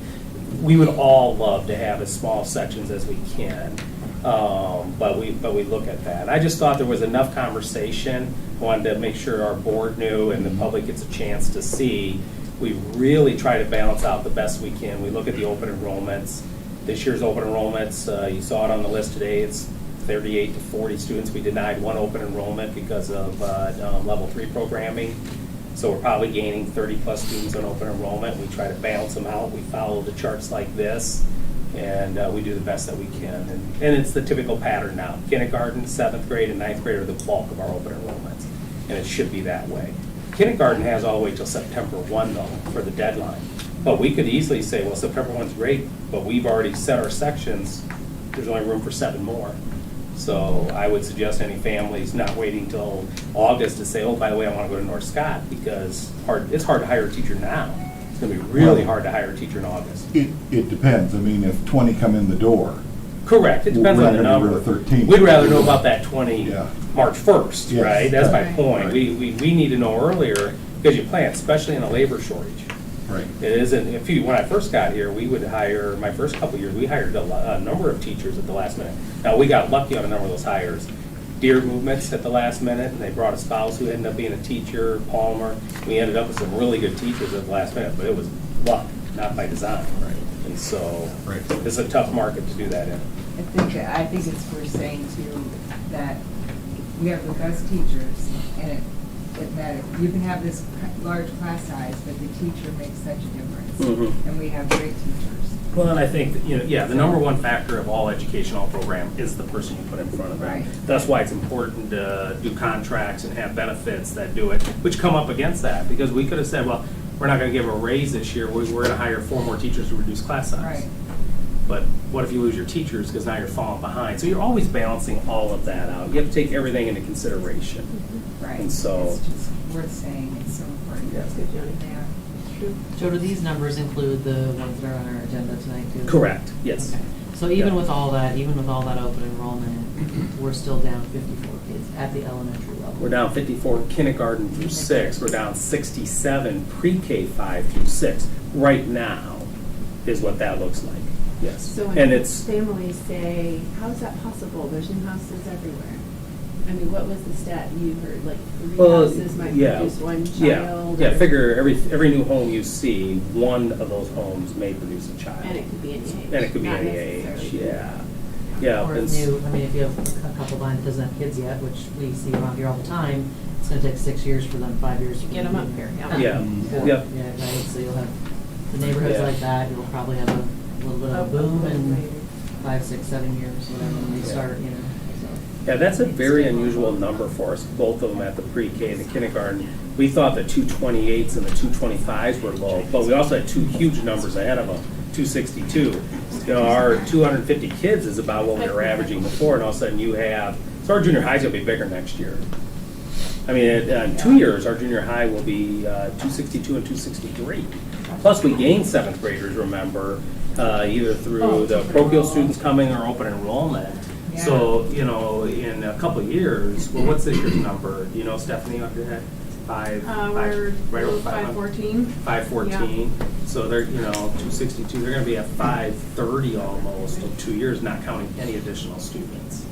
And so, yes, we may lose 50-some here, but we may gain, the high school and junior high are gonna be growing during this time because our big classes are going up too. And of course, you got homes being built, people will move in, you've got other factors. So in the end, we won't know really until October. But we still have to plan on what we know. This is what we know. Well, that's a good Thanks chart. for going on. Thanks, Joe. Yeah. Kind of like Chad, growing kids. Growing kids, growing Build, kids. he said build. Growing is another story. No. Any other questions, comments? The only other thing I would point out, in our history for decades, we go up 2-3 years, we go down. We go up 2-3 years, we go down. That's not Yeah. unusual. In my tenure in 8 years, we have 2 years in which we were 1% because we fell and then we go right back up. We have more kids today than we did 8 years ago, but we always seem to have that little blimp, that's just a little blimp, and we go up again. So Yeah. it's not unusual for us. That's true. Okay, let's move on to the facility committee recommendation. And is this where you have a presentation? I do. Yep, I should She's get going to back. bring that up. Oh, yeah. Good presentation. So while she's getting that set up, just a little background, especially for any public who's watching, going, man, where did this all come from? We have been working on facilities, on some of these facilities for 3 or 4 years. Some have risen, really COVID and other issues might have brought it more to our attention of why it may be on here. But I didn't want anybody thinking that all suddenly last month, I got together with a couple people and we threw together a building project and coming to this recommendation. And so just wanted to get, just for anybody watching, because I know many of you know it, because many of you have been involved in numerous of those meetings for a very long period of time. So a lot of work has been done with architects, with Russell Construction over the years as we think about what's our next projects that we need to be working on. What does the district need? What does the district need to do to put itself in a position for growth and increasing academic opportunities for students? So This would be time for you to have a cookie. it could be a long one. I got tons of cookies here, I don't know. All right, go to the next slide. So we're looking at 22 and 23 and 24, and the reason I say 23, spring of breaking ground on these projects. So I'm recommending that in the spring of 23, that we're ready to bid out and break ground on Alan Shepard. It's a multi-purpose room and a classroom addition, a regional innovation center, softball field, which also includes parking, concessions, and restrooms. It completes this athletic complex over here. I'm going to go through each one of them individually. And then the next slide, the 24 recommendation, high school welding metal lab, junior high music wing renovation, and a wood shop addition, expansion and classroom addition. Neil Armstrong gym classroom addition, and a Lancer Stadium renovation. And so those are the projects I'm recommending. Now the Alan Shepard one, I'm going to start with that one. The need, what drives this is if you go to Alan Shepard, the amount of kids in that building, we feed, in our elementaries, we feed all of our students accepted at White in the same facility, that's the gym. When you have as many sections as Alan Shepard has, we have overlap, both at the setup of a lunch and then also at the tear down of the lunch. This year, to try to make it safer, we put a curtain to drop, which though that means those kids have half a gym to use for 10, 15 minutes. We also have a space issue just in the amount of sections there are and specials. The art room is in a really small room, and even the music are in a really small room. They need more space, and so what this does is solve that problem. We're looking at putting on a multi-purpose room onto that facility that would then be the cafeteria where kids would go eat. And then we would add on a couple classroom spaces and more restrooms. That's the other thing, this building really, especially in that end of the building, lacks restrooms. And so we're trying to solve all of those problems. All of these designs, by the way, are conceptual. You still have to get to the final design. So for example, Amy Guerrero came to me. First she's like, no, we don't need a third cooking kitchen. I think staffing would be too much. Well, then she went and visited some schools, including Pleasant Valley, going, ooh, we may regret not considering putting in a cooking kitchen here, especially as our district grows over time.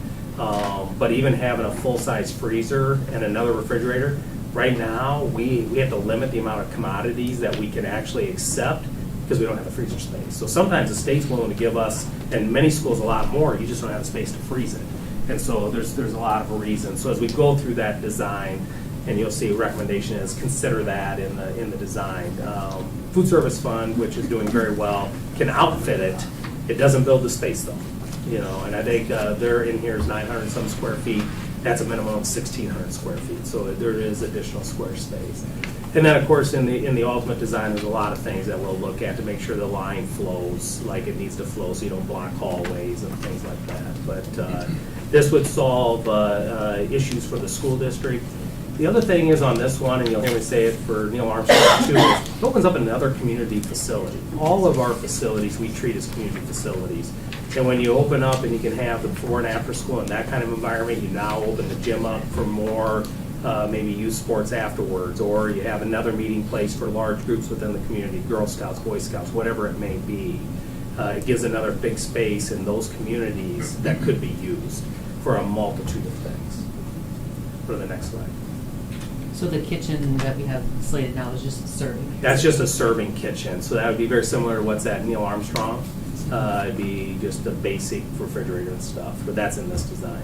There is a slide on here that can show you where the building fits. Now, we're always looking at, you know, where is the best place to build it. None of our buildings have an ideal place that's perfectly flat, it's gonna be easy to do, right? We have to pick which one is easier than the other, and where would future expansions go? So let's say 10, 15 years from now, the district's really growing and they want Allen Shepherd to be a fourth section. We would come off the back side of this building or the north side of this building, and so we have room to do that. This would not stop that kind of addition at all. We do have down the middle of the building, we just shoot out. You'd shoot a hallway out down the middle of the building and have a wing come off, yeah. So we don't limit that on how we would do that, and so but you can see from a Google site of how that addition would look and fit within that building. By the way, I do have Leggett, Zach, an architect that's been working with us, and Russell helped come up with the numbers that we will show here in a second. So any real technical questions, I'll defer to them. All right, go on to the next slide. So what we asked, or I should say Leggett asked Russell to get involved because we want to know real numbers. You guys know I'm horrible about predicting costs. I'm either really low or really high. I'm never even close. So we wanted numbers based off what's our current environment.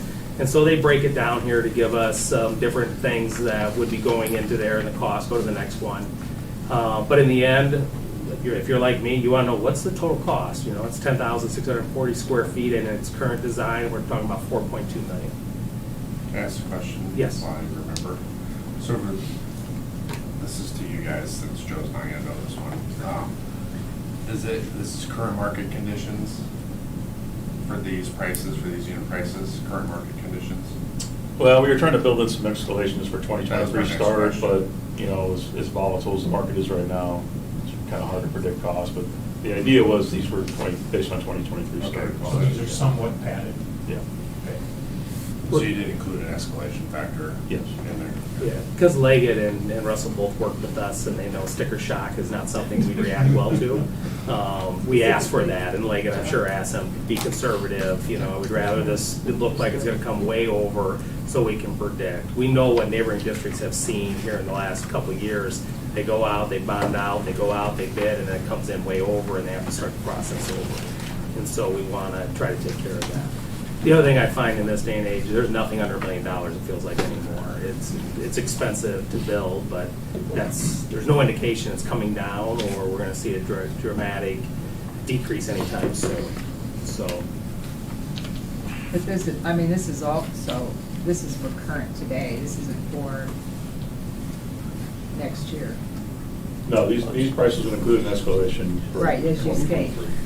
2023. And then we don't also know about supply issue and like getting certain things. Right, it's all about timing, really. Right. A lot of unknowns in this market. Right. Okay. All right. So my recommendation is complete the project as presented, but also consider a full cooking kitchen in the final design to make that under consideration. And Joe, just to, I guess, reiterate what you said, the food service fund can only fund the appliances, basically. Correct. Food service can't even buy the lunchroom tables anymore. Now, you always hope they change the rules. Once in a while, they change it. You know, we were able to get our van purchased by them. We almost did not. But as of now, they can buy the refrigerators, the freezers, whatever kitchen stuff they need. But they don't build the walls. They don't build the floor. They don't put the drains in. They don't put the electrical in because that's what we do for the buildings. Cabinets and sinks, maybe? Probably cabinets and sinks. Would you know? Yeah, off the head, probably stuff like, well, obviously if you had washing trays would absolutely, right. Yeah. Basically anything.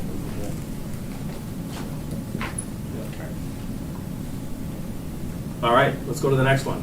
Next big project's the Regional Innovation Center. This is a very unique project. This is the one that's been discussed the longest, one that's probably changed the most over the last 3 or 4 years. We're really focused on this being a partnership with Eastern Iowa. Under the current chancellor right now, we have a commitment from their bond that they ran a year ago for $3 million towards the building of this, and also $1 million to help furnish the building. They are committed to bringing adult ag education to Scott County. They're committed to the diesel program as a career pathway for all the regional high schools. We have added on construction, our construction lab, which would be our advanced kids right before they build the homes, so building the sheds, the electrical units, the plumbing units, the drywalling, and all of that. That is included in here. The center of this facility, you can see, is 8 different classrooms that open up to a wide open area. An arena that's to the top that, yes, for animals, but if you think about a wide open space, if there was ever large equipment that was being demonstrated, a wedding, there could be so many different things in there, a craft show, lots of different things. Like any facility, building this for community use is as important to build it for what our current uses are. And then you get to some specialized areas. I'll start with the right side that I'm looking at, where the greenhouse is, right there. Initially, it would have 1 greenhouse onto it. I know it shows 2, where it would be potentially, and then attached to the greenhouse is your headroom. Did I say that right? I think I did. But headhouse, thank you. Part of that is I always think of, and I've had multiple conversations, when we think of egg, I know a lot of people go, oh, the egg stuff, well, that's beans, corns, hogs, cattle. This is what we would say is more urban. So for example, in there, having fish and raising fish as one of the things, and using that in combination with it. A certified kitchen where you could process something and then make it and then be able to sell it. Culinary class, and if we end up with a career pathway in culinary, you need a certified kitchen towards the end of theirs too. That gives you that ability to do it. As I move across, well, up north there would be more of the technology. So for like diesel, there are a number of electronic units for the specialization that are separate from the hands-on working. And then as we move across, obviously the front of the building is unique in the sense that it has a store that we can sell out of. We already produce a lot of things that our kids sell, not just the sheds, but sometimes our metal kids make the hitch covers and we sell hitch covers, but FFA has things that they sell and produce, you know, our corn and things like that, the greenhouse plant cells, things like that. So we would have a storefront for that entrepreneurship that would go to there. And of course you have your office space. This building should be similar, if you know the Belong Center, in which we use as a Belong Center for advanced welding and metals. It's the same. We see this as that 11 through adult age facility where you're going to have a mix of Eastern Iowa classes and high school classes going. And then as we come across to the left side, we have a vet tech lab. So for the certificate program, Eastern Iowa already has one at Muscatine for the advanced. This would be the small animal career pathway into small animals. And then the back side, the north side or east side, where you see the pins and things like that, that's for our animals within the egg program, egg science and all the different animal science, all the different things that we would have that in conjunction with this. This facility would be built out on First Street, right next to Acarts, on that end of our property that we own, that 18 acres, where we have plenty of land to get the parking around it, to think about how you bring all the different things in that you would need for both ag, for construction, deliveries, diesel, large machinery. If you're hosting, a farmer's market, why could we not do that? This is really that, to me, the crown jewel that Scott County doesn't have. If you think about Des Moines, they have something like this. Waterloo has something like this. Eastern Iowa doesn't have it. This is truly becoming what I would consider a jewel for Scott County. It would be a jewel for our school district to help grow, help expand. Has to have 4 different career pathways that we'll be expanding into: 2 egg pathways, diesel pathway, and then our construction pathway. And that qualifies us for the $1 million grant. Go ahead and go to the next one. Go ahead and go to the next one. These are all the different costs. Go back. So, right now the estimated cost is $18 million for this facility. It's a large facility. I would have said 5 years ago you could build an elementary for $18 million. You'd probably do that. Well, you can't do that now. That's probably $25 million to do that. When you go ahead and go to the next one. So it's a large space. That's the kind of space it is. But when we break it down, the recommendation is that we commit $12 million to this facility. $3 million will come from Eastern Iowa for the building, and $1 million will come from Eastern Iowa for the firm to help furnish the building. We will be writing the Iowa Regional Grant in the fall. That could raise another $1 million. And then we would have a fundraising group that has really been thinking about this for 3 years. Now would be able to finalize that and also go after grants for another $1 million to come up with the $18 million. Eastern Iowa is already considering this more than it did before because they're already considering bringing construction management. We really need Eastern Iowa to think about being a true partner in this. It should be a $9 million partnership with Eastern Iowa, because this is the kind of facility that is a huge gain for them and a huge gain for not just our school district, but also for our neighboring school districts. We know Pleasant Valley, Bettendorf, Davenport are committed to helping us bring ag education to their schools. We already know our neighboring schools. This will give their ag students career pathways they wouldn't have access to in their home districts. Your Durants, your DeWitts, your Cal Wheats that are really close to it. And of course, diesel, none of us have. That will give us all a central place to do diesel for that. All areas, like any labor market right now, that has severe shortages. And great career pathways for our kids to take that step up. Go ahead and go to the next one. Go back. I thought there was a picture of it. So, so that's my recommendation for this project. A lot of work to do. You'll see later on, there's a lot of 28E agreements, agreements with the neighboring schools, because there's a lot of other costs to this kind of facility. You have to talk about staffing. This kind of facility needs a custodian, because you're building a whole building, at least one custodian.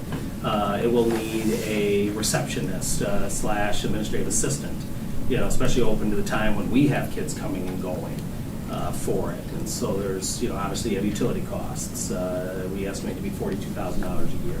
And those will be split up among us, Eastern Iowa, and also what we charge students who come to take courses with us too. Go ahead. If there's questions on any of these while I'm going through, you can stop and ask me too. One question Do you want that now or later? On this one? We can do this one now. Okay. Well, I was all in favor of this when I was still working two years ago, when it was just an ag building, and now I see it growing to this innovative center. The concerns I have is this facility going to be sustainable? And I say that because in my 37 years, or 35 years at North Scott, I've seen programs go up and go down, And we've got the best ag program, I think, in the nation. And it's because of what you said before. It's because of the teacher. If and when he would happen to leave, are we going to be able to have that quality of a educator in there to sustain what has already been out there? And I guess that's something we always have to deal with. The same thing would be with our industrial tech, our family and consumer science. And I think the big thing here is having the partnership. It's got to be a partnership with them, and I think we've got to try to sell it to the other schools. Dave, you go back to the picture, please. Even with the other schools, I would go back and say, Shane, we got the CNA. How many students did we send to Scott Community College when they had to travel over there? 3, 4, maybe a year? And now that we're teaching it here, we've got 40. Okay. My concern is how many of those from Pleasant Valley, from west, north, are going to want to come out here? Or, I mean, is it going to be a handful, a dozen? And that's the question we don't know. I made a note, and you've already talked about it, staffing. I mean, we have custodian and support staff. What about teachers? What are we going to need out there? And probably the most important thing I have is, what about the loss of educational time that we're going to have kids have to drive out there? And I know it's close, it's only a mile down the road, but I'm thinking at least 10 minutes for them to get out of the classroom, get into their car, and drive down there, which creates a problem, because now we got kids going down First Street, maybe in the dead of winter. And if we talked about getting a bus, that's probably the same way. So how much classroom time are we going to miss out of the 84 minutes that we plan on? Are they going to get 75? Are they going to get an hour? Are they going to get less? And I'm concerned about that, because that's important. I'm all in favor. I think there's a lot of logistics to this facility that has to be worked out. And I hope that you're ready for the challenge, because it's going to be challenging to me to sustain this building, not knowing those tangibles about who's going to be teaching those classes. Are they going to be as vibrant as who we've already got? Are they going to be more vibrant, which I don't think we're going to be able to get? And we know it's difficult to even find teachers in those areas right now. Yeah. And that's an issue. And that's something I just wanted to make certain I bring to. All great points. One I would say is yes, our program has grown, and any of our programs grow because of the instructors. What I would say is, because our program, if you want to talk about ag specifically, has what we guarantee us is to attract extremely high quality applicants because of a facility like this. I think we retain our current people longer because of a facility like this. And so, but it will always be a challenge. I would hope, my vision would be in 5 years that us in Eastern Iowa are sitting at the table going, hey, we got to figure out how to schedule this better, because we all want it at the same time, right? Because this can't be just for us.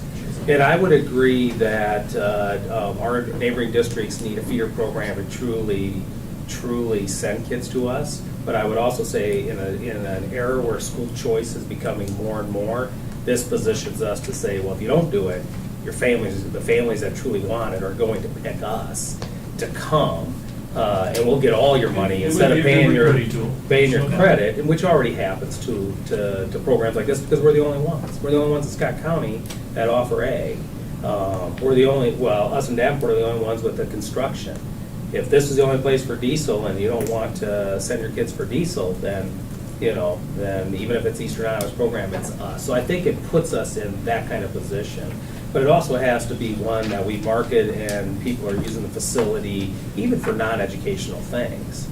I know Eastern Iowa talked a lot about when let's say they get contracted to help train somebody on a piece of equipment. In Scott County, they got to rent out a facility large enough to do that in, because they don't own one and there's not one over here. This gives them the ability to do that.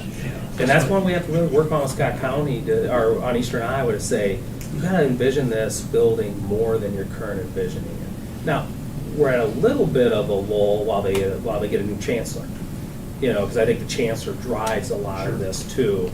And of course, we won't know for a couple months who that chancellor is. Right now, they're very supportive. They've been publicly supported because they ran their referendum and used this facility as part of passing that last year. But I agree, all those things have to be crossed. Some of it we already do. We already send kids to Belong Center, which is even further away. And so we already have some of those educational things. And there's just a handful of kids that go on to that right now. Correct, yeah. Yeah, this will have, could be up to 200 kids in multiple areas coming out here during the school year. So much bigger than Belong Center. We've also made agreements with our neighboring districts, and you were there, Frank, when we did, so let's say we get a student from Pleasant Valley, and because of the time and stuff, we need to work them into an English class or something, because they really have the loss, right? We go out a mile. Yeah. They got 5 miles, 6 And that's miles. something we may want to consider is take a class, we could take an English class out there, one of those classes that English teacher can teach 11th and 12th grade English, if that's what we want to do. Yeah, So they if can the get out numbers there. justified it, you absolutely could do that. The other thing I like about this facility, it's large open spaces that can change with the times. If you set up something very specific, obviously greenhouse is very specific, right? That's one that a greenhouse is a greenhouse, and your certified kitchen is that. But many of that center of that facility, the other stuff is large open spaces. So as industry changes and other career pathways need to be created, a facility like this can be adapted to that. I just know that we had 4 industrial type labs back in the early 70s or late 70s. 2 wood shops, a metal shop, and an automotive shop. I would just like to add that Eastern Iowa has been a leader in so many ways in agriculture, and I can envision this as being a growing project that someday we may say, why didn't they make it a little bigger so that we have some more programs? And agriculture is changing, or rural America is changing so much that there's just nothing that comes close to meeting the needs of the community as what this is. So when it's time for a motion, I would make a motion to approve it. Okay. The other thing I would say is the property we're building it on gives us that room for expansion too. And I think to do that, and I hope you're the same way. Miley and I talked for a while today, and I said, I hope in 5 years, we're like, man, this is, no different than when I look out here in the indoor practice facility. Now, I know baseball and softball goes on, but when I see the amount of different things going on there, and I swear there's never not a car over here at this indoor practice facility, then I knew it was a great investment. It's always a gamble. Same as I truly believe the Y will grow families and their memberships. They'll go, man, why didn't you build this a little bit bigger too? And who would have But it's a thought that- vision I have. I can't prove it until No. it actually happens. Who would have thought the trades program has 12 students on Exactly. Thursday and 12 Yeah. students on Friday? Goes and from 5 there's to more 9 that to- want to enter it. Yeah, I mean, Who would have thought? It's that up and down thing Right. that concerns me, having lived through it. I think that we're Yeah. on the verge of. It's a good question. I'll go back when Glenn and John were in the or I should say the interview with Jacob, and we came back, and they both looked at me and says, irony. And talking to him, I says, here's an opportunity to take a program to the top of the nation, and he has done that. We've had others that had the same opportunity that didn't do it. So my concern is, I don't want to see that thing go back down. And I agree with you, a facility like this is going to entice people to come. But we got a one of a million person as a teacher out there right now. And I hope he stays around. I hope we can entice him to stay around because he's done a fabulous job. And so has the industrial tech teachers. Like I said, we used to have 7. I started there when we had 2, went up to 7, went down to 1. So it's the times, and we're trying to meet the times. It's something that high schools have got to do. We're in this need for all this skilled work, and we got the bodies.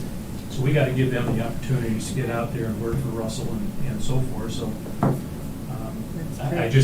the logistics bother me a little bit, but I think we can work through the logistics. That's a good question. Really career pathway focused, right? Is what are the careers that exist Well, they're gonna change in 10 years. And they will, and so that's why I point out, Yeah. the facility is built to change with the time, when you do it in Right. wide open spaces and things that you can maneuver around and bring in, yeah. Okay. Can I have my piece? Thank you. True. I'll go, let Glenn go ahead and do his motion. No, I got a lot more We got a lot more to do. I'm just getting started. We got a lot more to do before we get there. I think Molly had a Couple question. questions. I do not see the CM and general conditions on this cost. Is that somewhere else? Flip down to the next one. No, it's not there. Or I don't see it I'll on the have to packet. look. Yeah, I thought they got added when I jumped from 15 million to 18 million. No, that's just contingency. You've got another 12% for. Yeah, those numbers are kind of distributed throughout the estimate. This was like an older estimate that we just kind of updated from a few months ago, so it's just a different format than what we're seeing. So this includes the 12% CM, but everything else has it called out separately. Yeah, I made that comment, same comment to Jeff when we first saw these numbers, Yeah. because this one was different. Okay. So, the jump, I Good didn't question. notice it. Okay.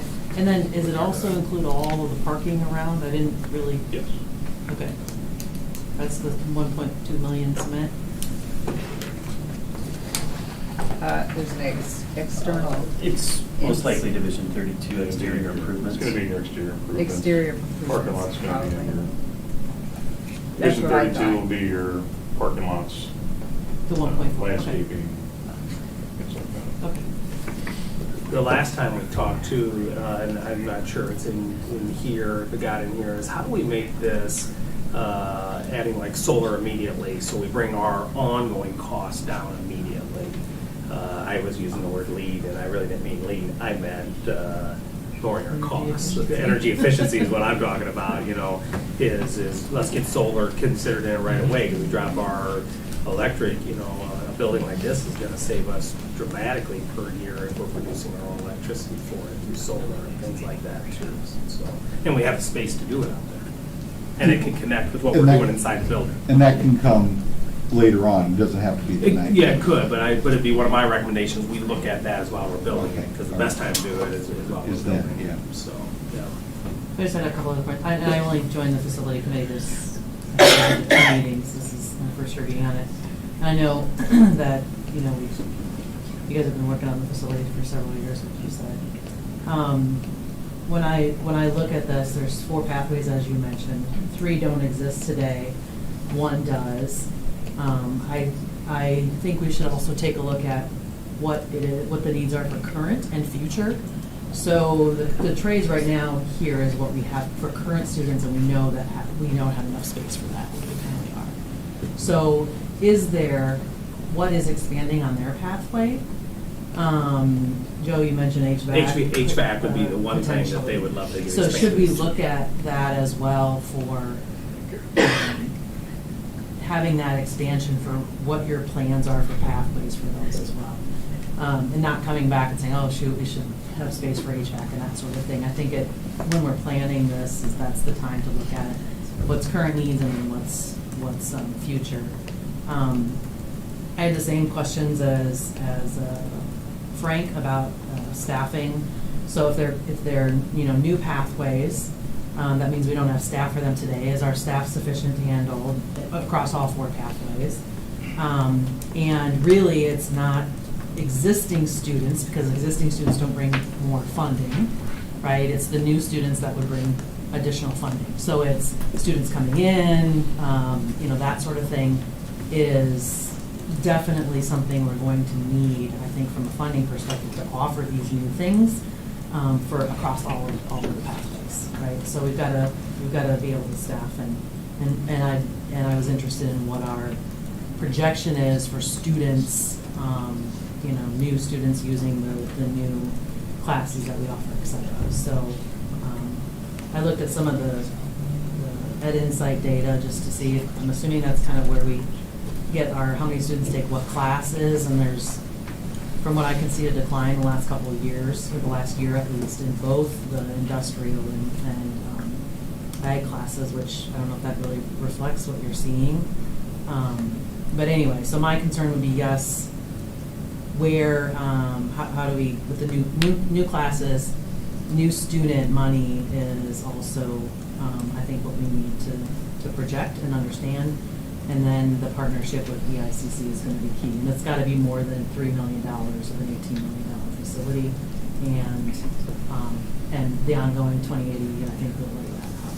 So it's definitely, our pathways in all aspects, healthcare pathways, construction, ag pathways. I mean, we have, I think people also, think they don't necessarily, so those that aren't close to agriculture don't associate, veterinarian vet techs with agriculture today.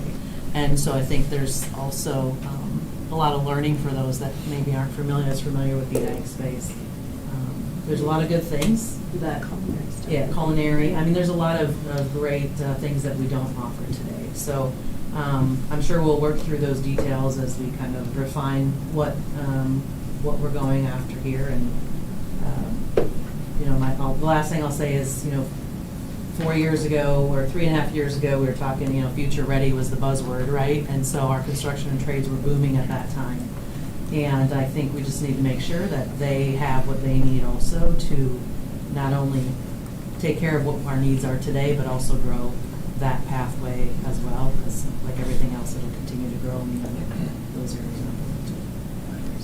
That's it. The one thing our own students will grow is the more concurrent courses, so the pathways create concurrent courses, we get waiting for those kids. So it isn't just new kids that might come to our district or come from neighboring districts, even our own kids will create a waiting, Assuming they have open schedules today, right? So like we had to also talk, if somebody's not taking a class today, but they will in the future, it's gonna take on the open space there too. So there was just other classes will be affected, but that's what we always have, right? When you have bigger offerings, you figure out what people are interested in, and then you offer that, so. Yep. All right, Okay. go ahead and go to the next one. Go to the next one. I talked about that. All right, so the next one for 2023 is, this one has been under discussion for a long time. The softball field is the last athletic field that we have not put very little time and attention into it since Glenn built it back in the day. It's the original complex, and so. And I played on it That's 30 not years right. ago. It was changed. It was changed once, all right, well, it sounded You better. could backstop and it was back in the other corner. Oh, We had a okay. cell transfer.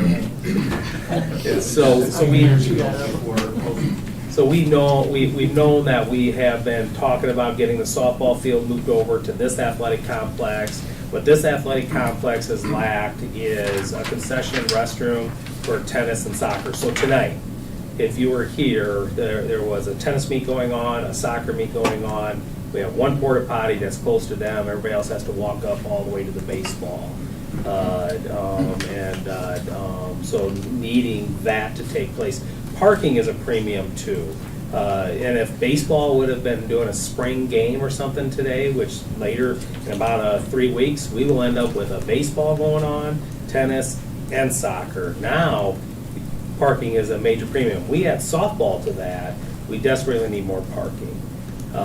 Even our student body seems to be growing. There are days now when our freshmen are parking all the way over in front of our office that they're coming over. And so just parking over here, especially when baseball is playing and softball is a premium. So what this accomplishes is getting the field to move over.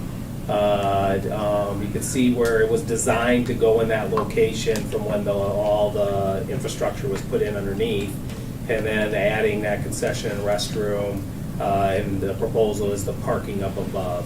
There's been other proposals. If you look at the tennis courts, is squaring that up with the street and actually coming down the side of the tennis courts.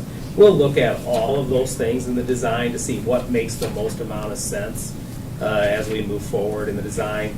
The small field is what I call the wish list from the baseball, softball people. They would love an infield practice area, and that's what that represents on what you see there.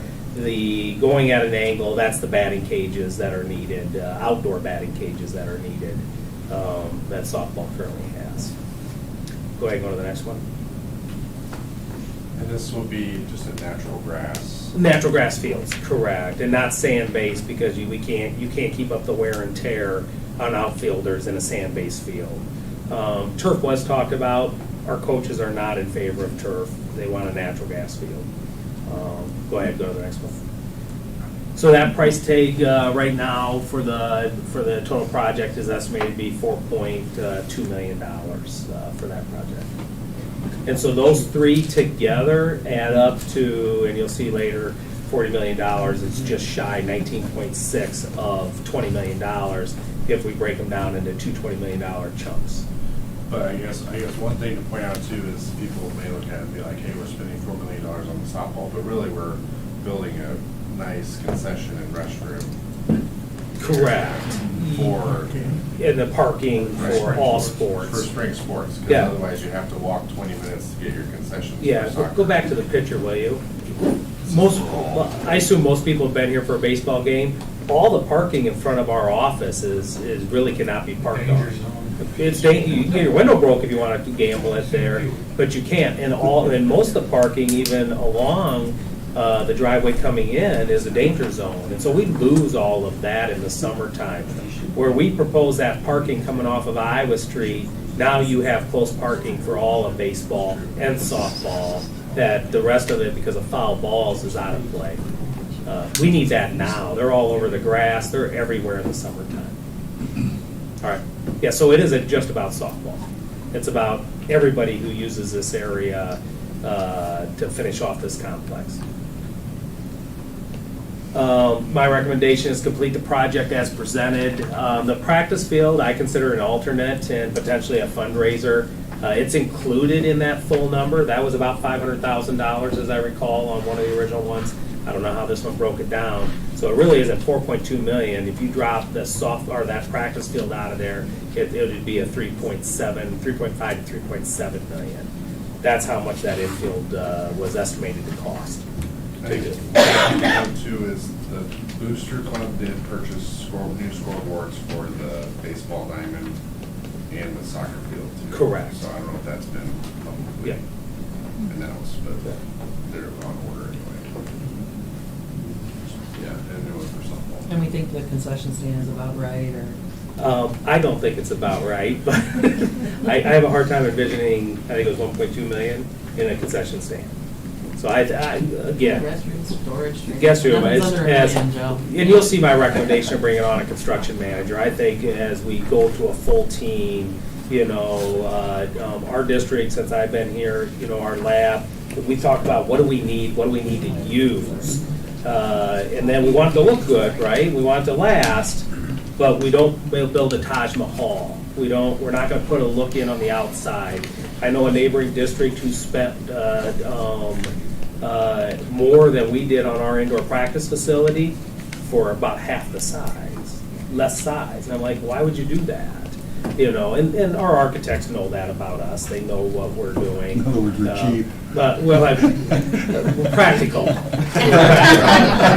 And so, because it's about the use, whether it's our innovation center or it's a softball, it's about what do we want to use, what do we want to do, what's our concession stand really going to need? Do we want it to look good? Absolutely, but we want it to be practical. And so I think there's work to do to bring that cost down.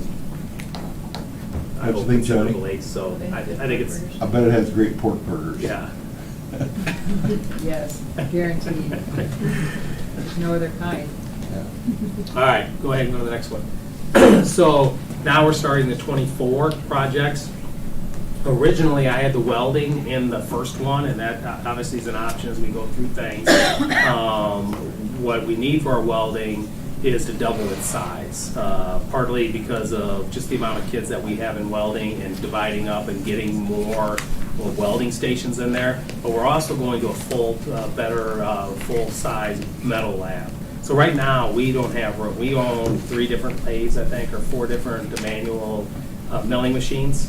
We have no space to put them in, and we really want to get our kids on not just welding, but also the other things within the metal industry.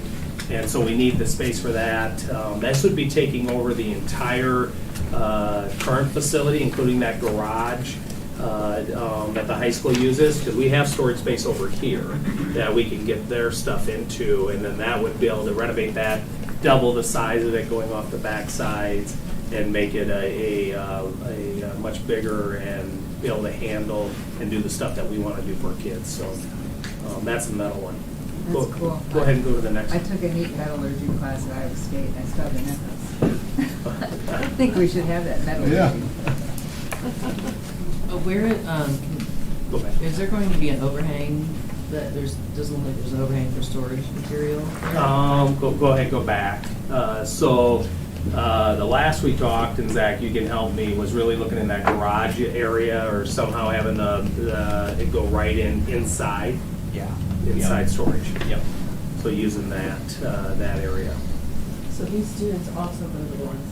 Well, they advance. They finish off their So this certificate is younger. program. This is our freshmen and sophomores. Where when we talk about the Innovation Center, we're talking about our juniors and senior level courses. Because we'll still have our shop working, we'll still have A classes right in the high school, you know, the feeder program for the career courses. Go ahead, go down now. And then to the next one. And so this price tag is at 1.689. And what it says is what the estimated price tag for that one is. And I think, I wanted to see the overhead of how close it is to the lab, and I don't think we've gotten Oh, go back. that. Yeah, this has been brought up a couple times. Zach could probably tell you. So if you look at the sidewalk that goes in, that's that angle that turns. So between there and the lab is another probably, what is that, 4 to 6 feet from the sidewalk to the lab building? Yeah, probably about 4 or 6 About 4 to 6 feet. And then, of course, the corner of that building is, how far is that away from there, Zach? It's probably about 15. 15, so 21 feet from that corner. Of course, it gets further away as you draw the line because Yeah. it goes at an angle. Yeah. I just hate to block the windows of the lab, but I'm not too crazy about that. So close to it.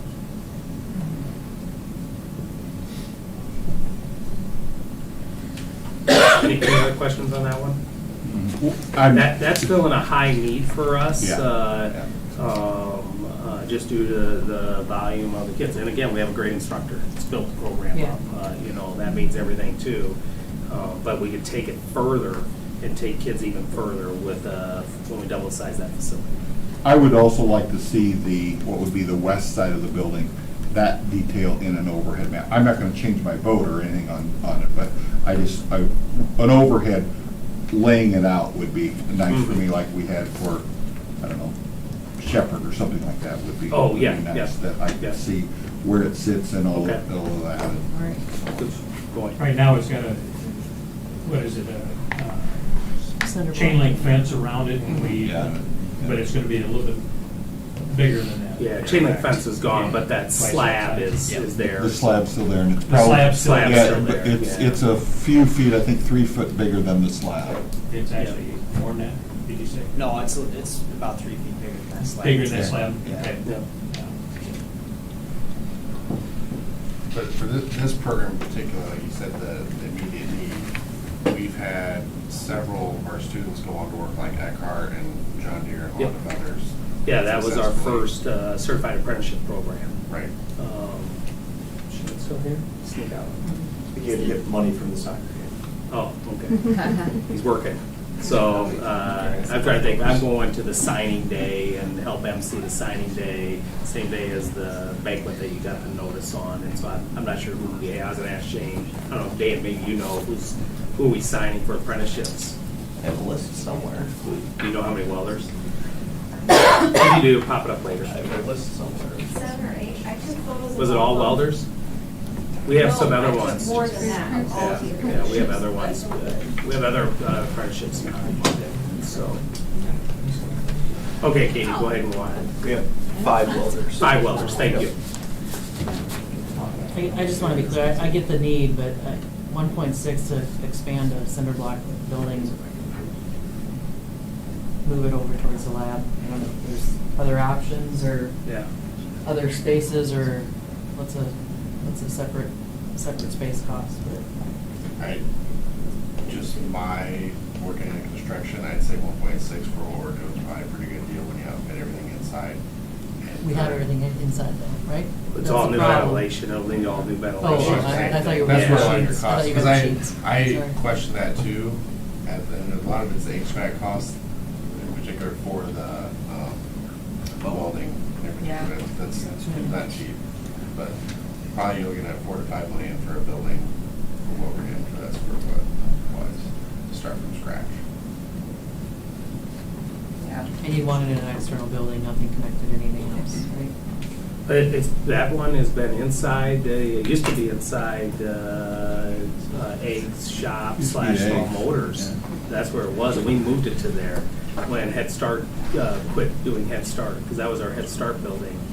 And so it's probably been back and forth. Here's our egg Different. building way back. It was originally the Egg building, right? That's originally the Egg building.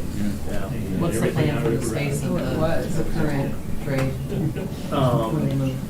It's And still, the current no, they're all space. still being used. Yep. For the young. Yeah, for the entry-level programs, yeah. All right, go to the next one. So recommendation is to complete that project as presented. All right, next one. All right, junior high, music wing renovation, wood shop, and classroom addition. This one is needs-based in a couple areas. One is, let's talk first about the music wing. Orchestra started and it's been put into a classroom. And that's what it really is. It's a classroom, not an orchestra room. And so what happens is now we own a lot of equipment, they're not being stored properly, the acoustics and all of that. So we've looked at saying, well, how do we get an orchestra room? And through those conversations, the band instructors talk about their band room not giving them the ability to grow and not being handicap accessible because it's the original band room with concrete risers. In fact, risers all the way up to even their storage rooms are at the top level of those risers. And wanting to say, hey, can we get rid of these and how we can do it? And then how do we get the practice rooms to be better, not only for usage, but also supervision and things like that. So that came down to one of the things is what about gutting the whole entire wing and make a true music wing where you have a true band room, choir room, and orchestra room. And so that's what that would become. But that forces is that, well, we still have FACS. We still teach cooking, we still have sewing, and then to get that room space, we'd add that space on. But like Frank said, things come and go, and back in the days when Project Lead the Way, computerized CTE was coming in, absolutely the time at the thought was, well, we don't need as big a shop, so let's take some of that space, let's have a Project Lead the Way room. Well, what we really do need is a shop that is for 24 students and has the space for them, and we still need the hands-on. Computers never overtook, modular units never overtook CTE to become the way to teach, the skilled hands-on. And so what we're looking at doing is adding space on to get back to a full-size shop at the junior high, and also add a classroom space that we need for FACS.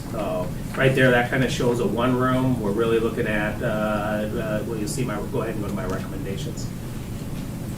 Well, there's a picture, go back, sorry. There's the picture where it shows where that addition would fit.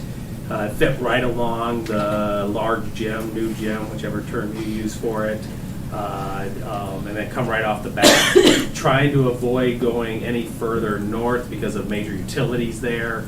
We have a garage there and a storage unit for Special Olympics is back there, and so it fits in nicely right there. Obviously, there's tons of land here at the junior high. Lots of places that you could expand to. That one made the most amount of sense for student travel and where it was going. All right, go to the next one. The next one. There might be three on this. No, two.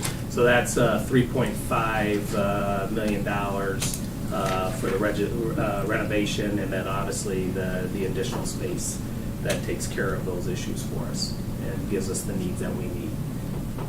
Go ahead and go to the next one.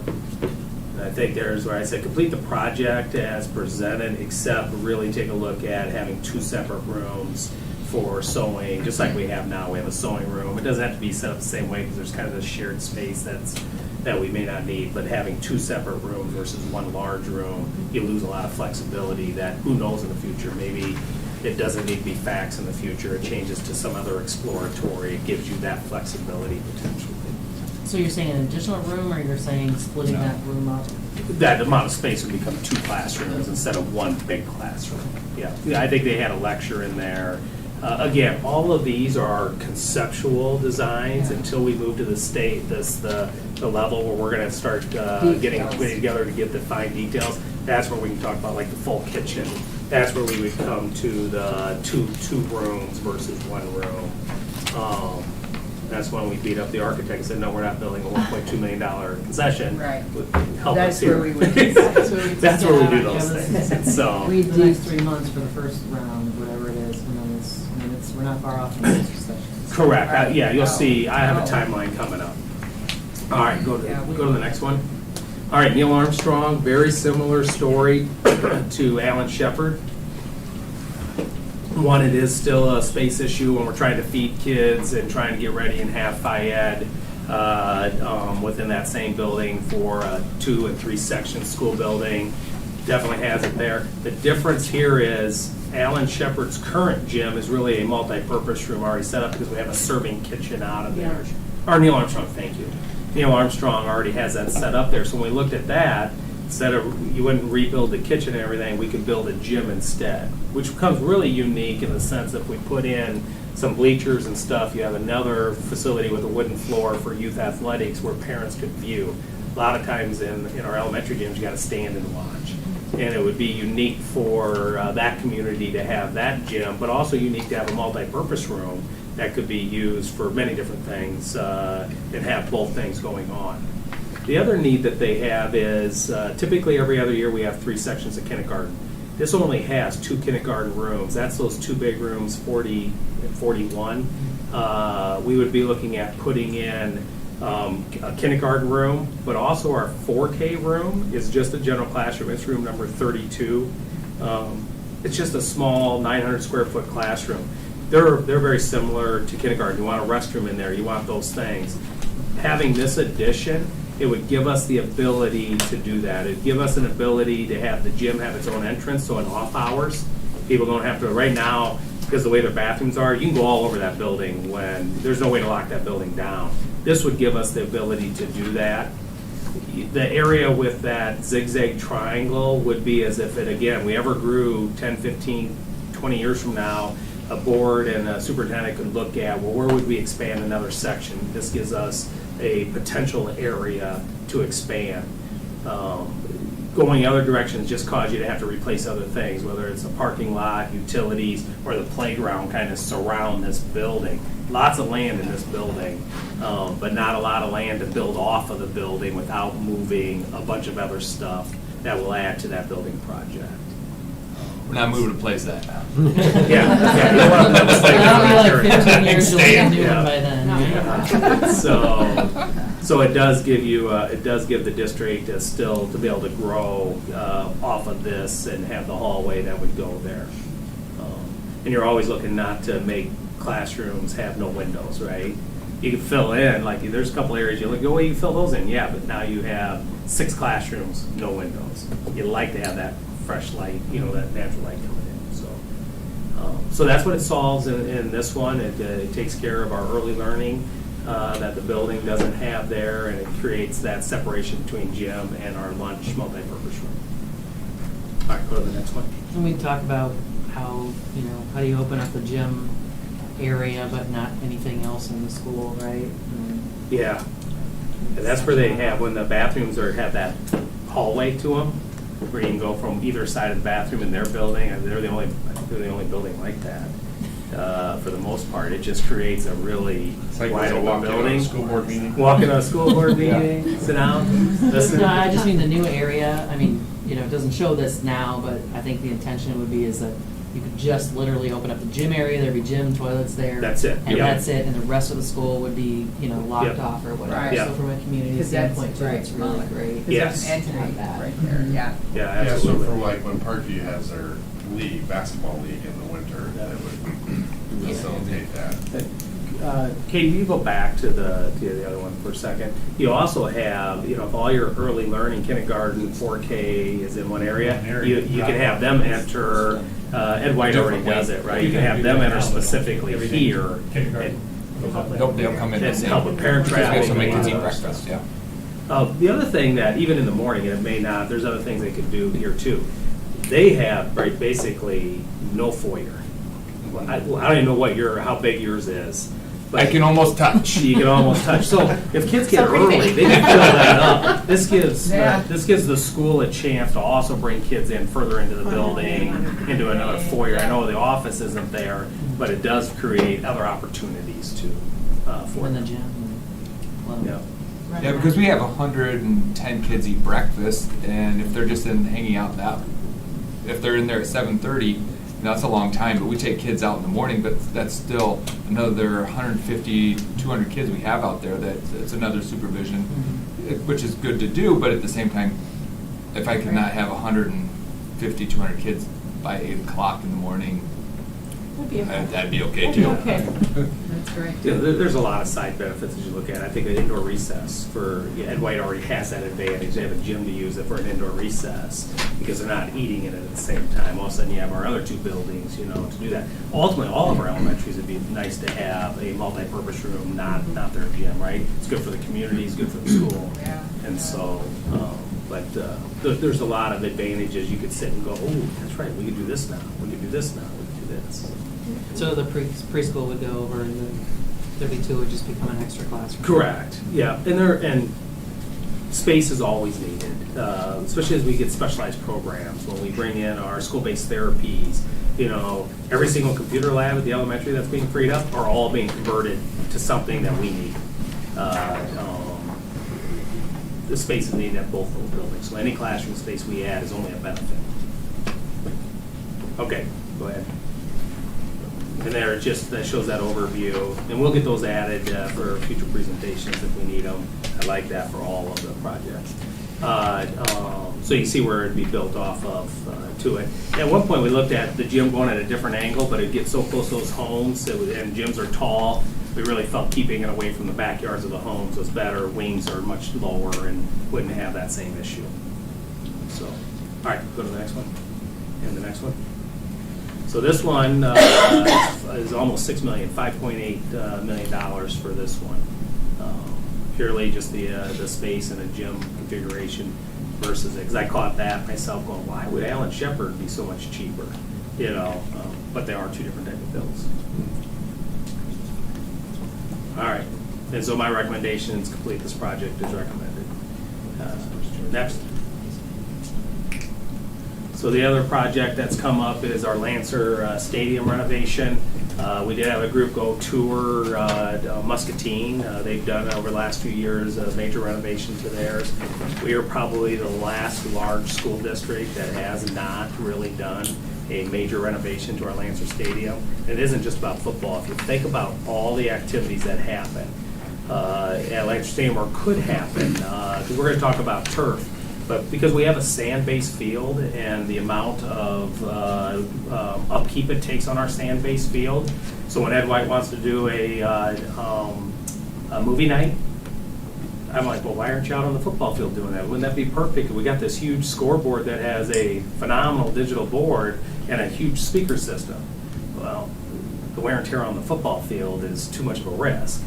If it's turf, you don't have that. And if you think about the walks that we host, junior high football games that don't happen, so track meets, there's so many things that happen at Lancer Stadium. And I know it's easy to be able to jump right to, obviously football happens there. Football's a sport that's watched by lots of people, but it isn't just about football. We got to think about all the things that we do and why do we need it. One of it is it's time to renovate our restrooms and concession stand in that facility. Really, they don't meet ADA and need to be upgraded. It's really clear, and I know all of you have been there. And so, taking a look at can we bring in a new stadium, new bleachers that go up higher with wide open underneath and put underneath our concession, our restrooms, our clothing store that the Booster Club sells during that time period, and a locker room that the varsity team would use during that during the halftime, and their equipment stored in there and things like that. It would really clean it up. It makes it obviously that design. You can see just how much easier it is to bring people in.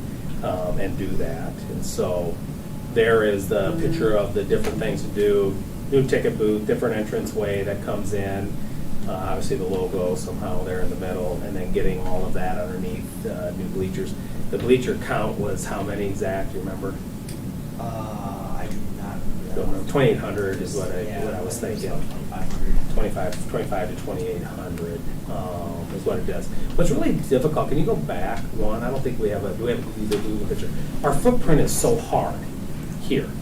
You know, so many times everybody goes, well, isn't there a way to get it moved up to where the visitors is? The way the track is, you can't walk a short walk. You'd have to go all the way around the track because the track's 100 meter extension there butts up against the fence.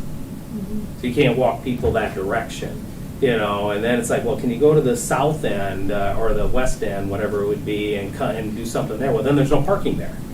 And so we're really limited to having two entrances and exits. We're limited to still having 2 concession stands. There's just not a whole lot. The other thing that goes along with this is press box. You know, our press box is in desperate need to be bigger, to make sure that we can house the crew that we would like to get to run our scoreboard, plus actually have media. We have no room. It's called a press box, but there's no press. We don't have room for press. We want that kind of space. We really liked at Muscatine, they had a nice walkway off the back. We really said, well, why wouldn't you just extend that out and have a platform that you could have picnic tables and stuff, and you could have Booster Club could rent those out or whatever they could do. I think there's so much that more Muscatine could have done. Now their light poles get in the way, so they had a little bit of issue where we wouldn't have that issue to do. And so we're talking about a press box, we're talking about concession, restrooms. And how many seats would that grow for us? You said it's 2,500 to 28. I was so thinking. what is it currently? 32 is our current, I think, with everything. With everything. With all the wings, and it was 28. Yeah, 28. And then 28 at Muscatine. And we still have the one section over here. So we have room for the band, what I call the band section. Gotcha. So we have more seating. So there would be that too. Yeah. Okay. Yeah. But not the junior high, elementary. Like throw up bleachers. Oh, right, that we have now. Correct. They would be. Jason would actually like to get that our stadium full seating, and that everybody goes into that seating because obviously managing. Easier to. I call it the future football wrestlers that are out there playing, but people don't. They like to manage that a little bit. That was a good comment the Muscatine AD What's that? had, was that they paved a lot of their concourse area, and that cut down a lot of the issues there. And so they had picnic tables and stuff sitting out in that area too. And so we have to work around it. We have a transformer that has to get moved. It's gonna be part of this project. It sits right underneath the bleachers, so it's probably a good thing to move anyway. Yeah. But if we're gonna do it the way we describe it, there's that has to get out of there too. Well, yeah, we need it to be handicap accessible. And then turf, I talked about turf, so go ahead and go to the next one. Oh, we didn't have that one. So turf too is going to turf, and turf isn't necessarily, we had a beautiful field. We probably have the best grass field, one of the last grass fields left in the 4A, 5A class for it. But what we lack is practice space when it's either so wet or so dry, or in the spring when the ground's still frozen. We don't let them on the pitch until it's time to let them on the pitch. That gives us another space for us to be able to use. Band can always practice out there for theirs. Right now, we do a field between the Ed White and the band's storage area. So they practice there. It just opens up so much more for us because it's a turf area and gives us those capabilities. I was really skeptical about turf for a long time, but when after visiting Muscatine, it's soft. I asked them about injuries, asked about a lot of the things with turf, what it brings, and it just opens up so much for us, for our youth to be able to do a lot of different things. So I actually have gone towards having turf because of that, and also the maintenance on our current field versus turf, and it's just there's so many factors in there, and it looks classy every single day. So there's a lot of things that weighed into it for me. But after visiting Muscatine, I'm in the turf camp now. it just opens up a lot for us, especially practice. And our soccer loves to play on the pitch. Our current coaches have no intent to play on turf. Now, I always say this, as soon as they host the high school state tournament on turf, they will want to play on turf. I was up there in Sturgeon Bay, and 2 weeks before the state tournament, you're sending them down to Green Bay to practice on turf, because that's where they're going to have to qualify on, and that's where they play state tournament on. So that may change, because right now we play grass for state, but it's also nice if we're hosting a tournament to have another field to play on too. That's always there, and so there's a ton of advantages for that for us. Go ahead and go to the next one. Go ahead. So the price tag for that complete, so this is $5 million. Again, that's turf, that's new, brand new stadium, bleachers, press box, concession, restaurant, the whole works. It is, other than doing the track, that'd be the only other thing that you would potentially do, and sometimes some schools have to do because of turf. We're not touching the track. That's good. All right, go to the next one.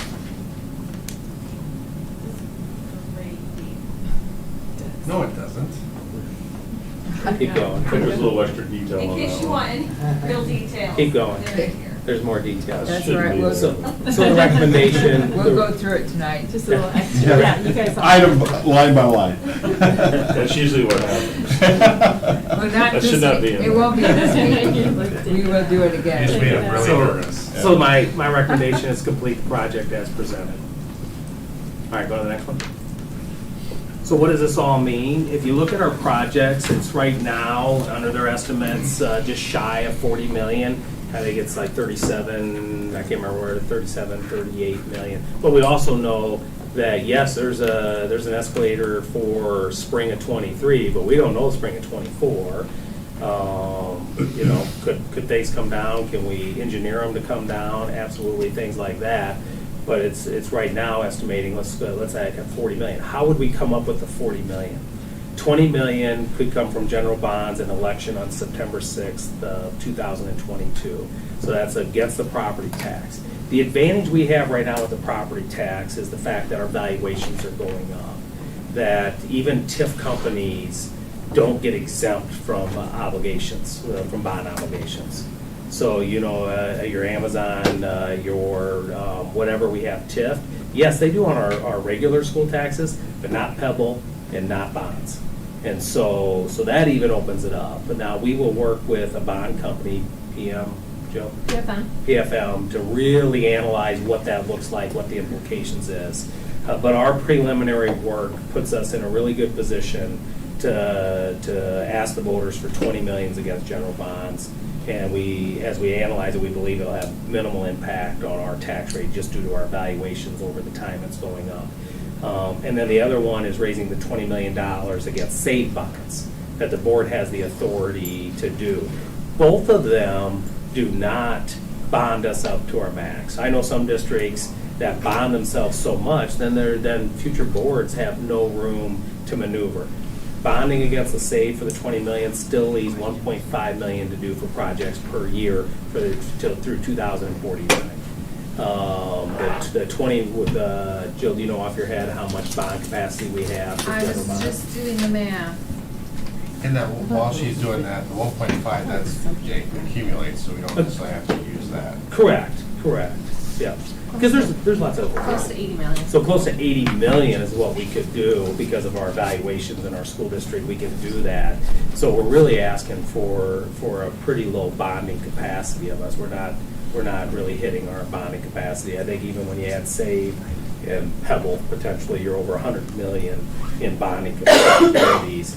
This is what we would be proposing is start preparing for a September 6th election and ask for 20 million. Now that number could change based off of what information could go up, could go down.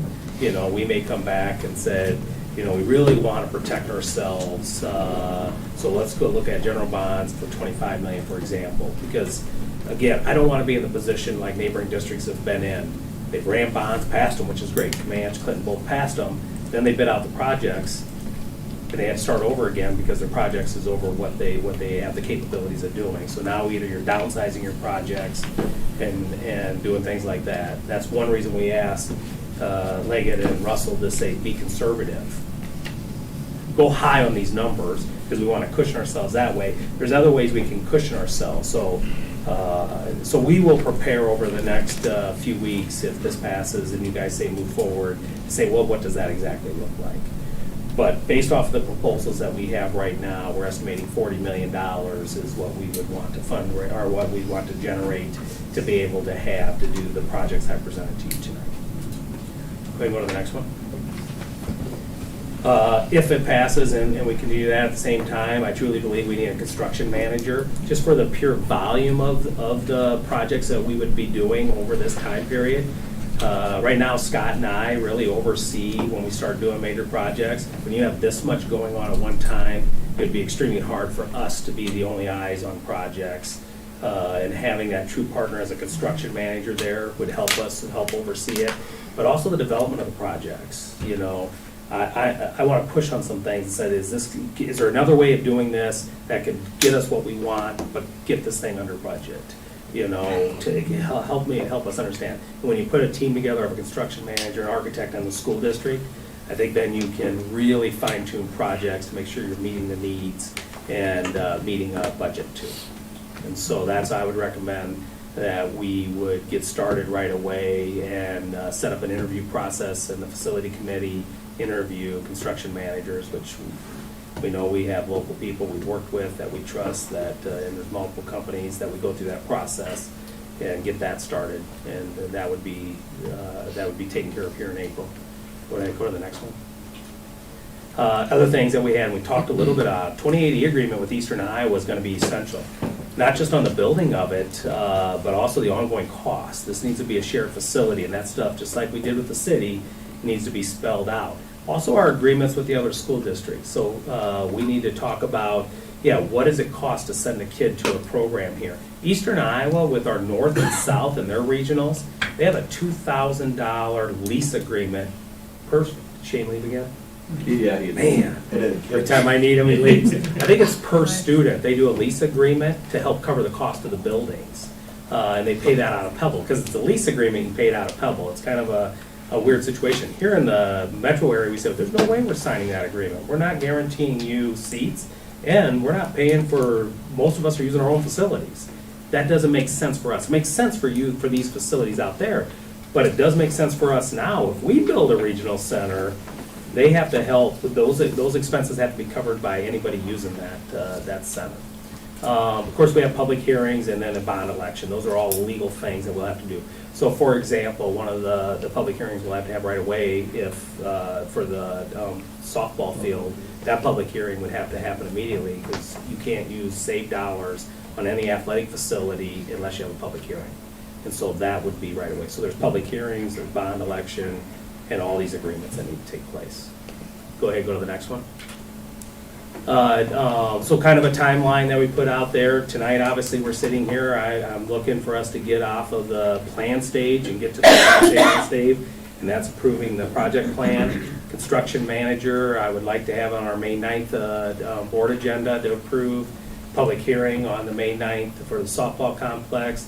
April, Jill will start working immediately with the bond company so that we can lay that out. We need the final design started and completed this summer for softball regional center in Allen Shepherd, because we want to be able to, if we don't start that process, you can't go to bid, so my 23 becomes 24 and 24 becomes 25. Delays everything, and I know it seems like, well, what if you don't win the election? Well, if we don't win the election, we have to decide what that means to us.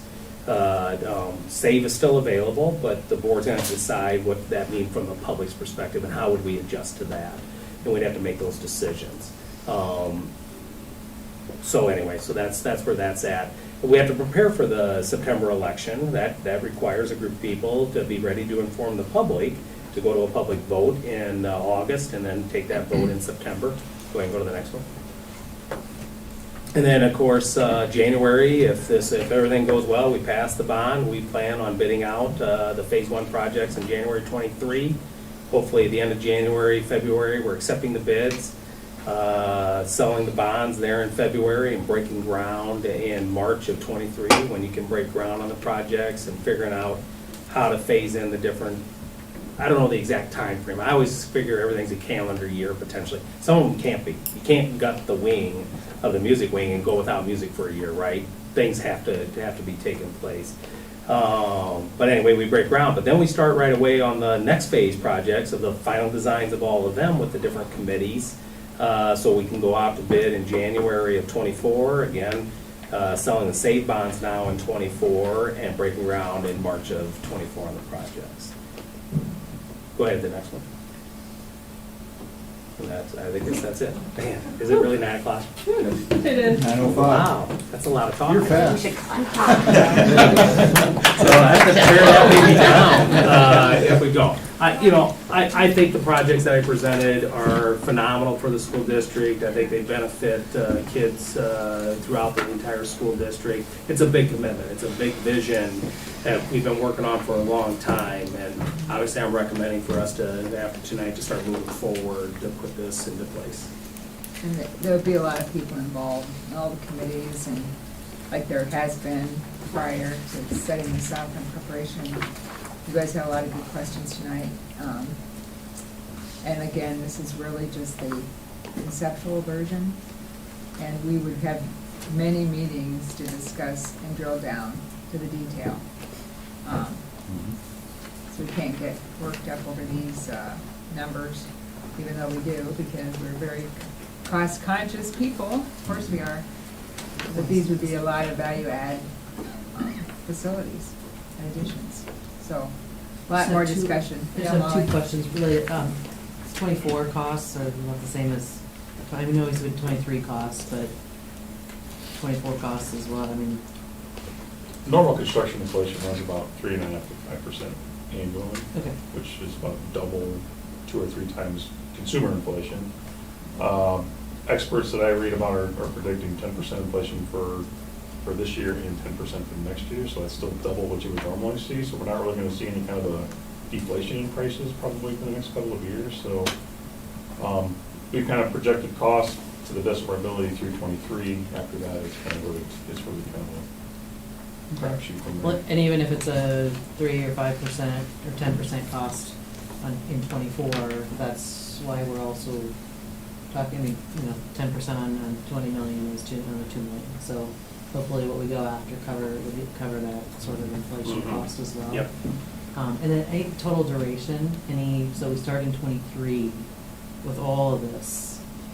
So Be done, So, let's just say the best fall case of scenario, supplies and 25, everything. but realistically, and again, because I haven't sat, like the junior high, the way we phase it out has to be done between school year time, some way, somehow. So could that push part of it in 24, 25, and then part of it in 25, 26, or can it be until I sat and worked with somebody to say, how would that look? Because we're still gonna have band, we're still gonna have orchestra, you're still gonna have facts, you're still gonna have all that. You've gotta time it to do that.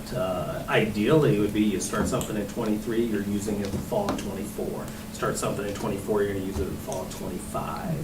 Now, that's, to me, ideally on big projects, but it may not be able to be broken down that way just for pure being able to use the facilities at the same time. Some don't matter because they're off-site. They can be worked on, they're not gonna interfere with anything, but other ones have a major impact on how we do business. That's something we'd have a construction manager do, is lay out an overall schedule for us with each of those estimated durations as well, to kind of show you a timeline of when stuff hits. That way you can kind of block out, hey, we need the building for this point here, and then start here and go from there, so we can. And we get creative. We can do that very early on. Remember the high school being done my first year, how creative we got to walk the hallways and use certain spaces. It's hard to even think back what we all did that year, but there was a lot of challenges, but we figured it out. Yeah. I mean, you'd hope, basically junior high is gonna be the most impactful. It will Right? be, Shepherd's these off to the projects. side, Armstrong's off to the side.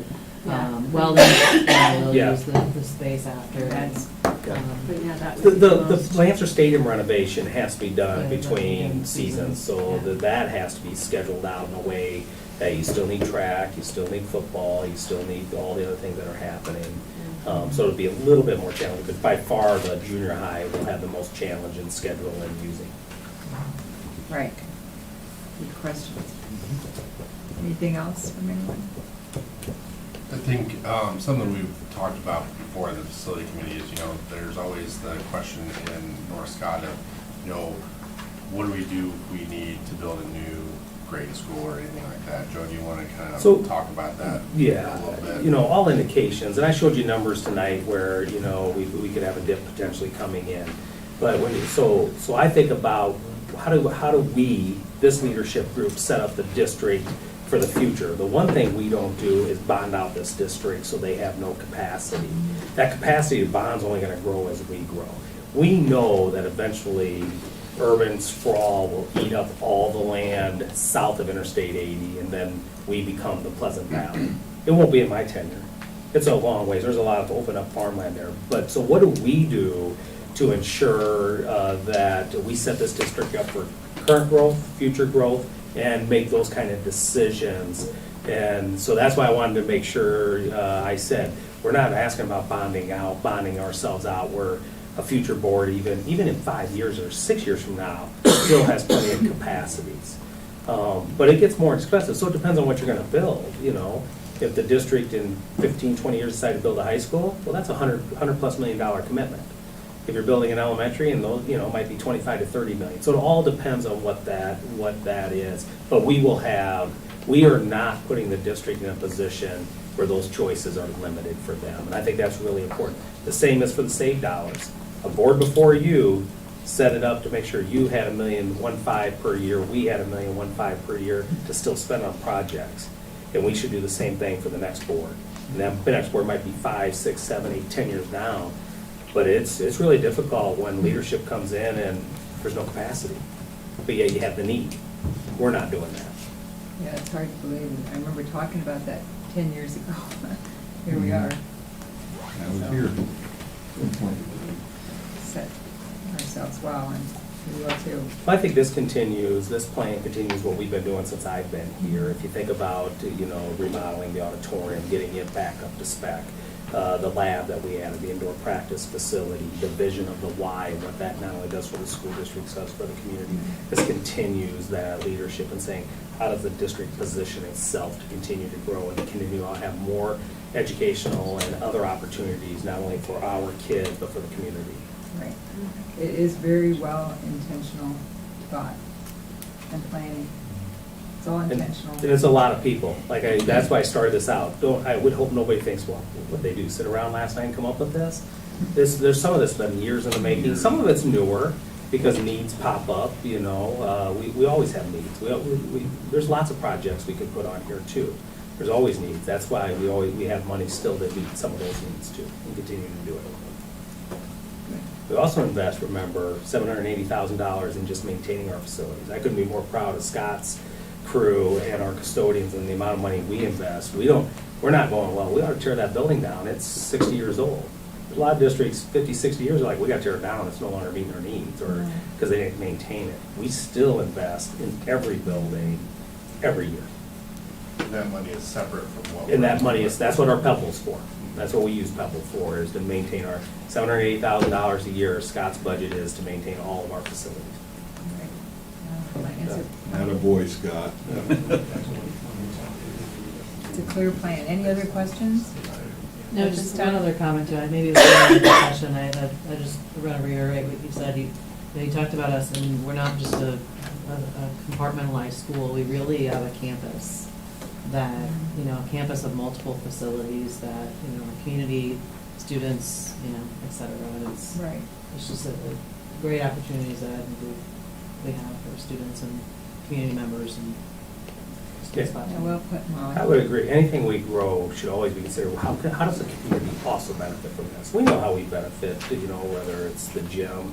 Yes, that benefits separating those two out, or the multi-purpose room. But our communities benefit just as much, because we never treat our buildings as they're just ours. We don't want the public in them. We want the public in our buildings as much as they need to be in them and can be in them. Very good. True. Ready for that motion? Anyone else? Okay. John asked if I'm ready for that motion. and I am. I just, a question I have is, how do we put them in 1, 2, 3, 4 order? I think it's just one motion. one motion. Motion to It's one approve the. Yeah, I'm looking for a motion. I The have them in facility the order that I committee recommended them, barring something coming up we don't know about, right? To that, I'm recommending them in the order that I put them in, phase 1 of 22, 23, 25. Not to say that, like, what, something happens with cost and we can move welding back up. I'd love to move welding back up, but we're pretty tight on that first 20 million, the way I laid it out. And this I is a move- facility recommendation committee. Yes. I move and make the recommendation that the projects that we talked about get the wheels turning on it to accomplish completion. The financing of the plan. Okay, thanks, I Glenn. second that, and I think the administrators want us to talk for another hour. I got 2 more items. Well, we couldn't begin to do that. No, thank you, Glenn and John, and all in favor, say aye. Aye. All opposed, same sign. Okay, motion Thank passes. you. Thank you for that lengthy discussion, but it's very important. Just Okay. one comment, Yeah, Molly? we have a lot to iron out, like as you said, a lot of Yeah. details to iron out, a lot of work ahead of us. A lot. but We've been planning this for, I don't know, looking for facility plans and seeing things for 3 or 4 years from my perspective, so it's time to move from planning to progressing, and we'll see what the community says too, and hopefully we can figure out the best way to move forward. Yeah. Right. Yeah, that's the other thing, and I didn't really reiterate in that is the community has a say, right? We're going to go to the community on September 6th to ask for their support. So, But also. which is a good thing, The 'cause you community, want them. the community has really been involved in this. I look at all the committees of the planning of this. Now we're getting into implementation. Community has been very much involved, but the overall, by and large, you're right, Molly. We have Those are the funding, so, Yeah, right? yeah, that's right. lots, That's many right. of us, yeah. Okay, let's move on to the retention. Okay, resolution. so asking the board tonight to approve a resolution that's in your packet for retention bonuses using ESSER money. And I'm gonna go through the resolutions in there, but what it's asking for is $1,000 for retaining just like the governor did, for the rest of this year to match the 42 teachers who did not receive it. But we would prorate it by, if they're half-time, half the amount, but also the days they work, instead of being October.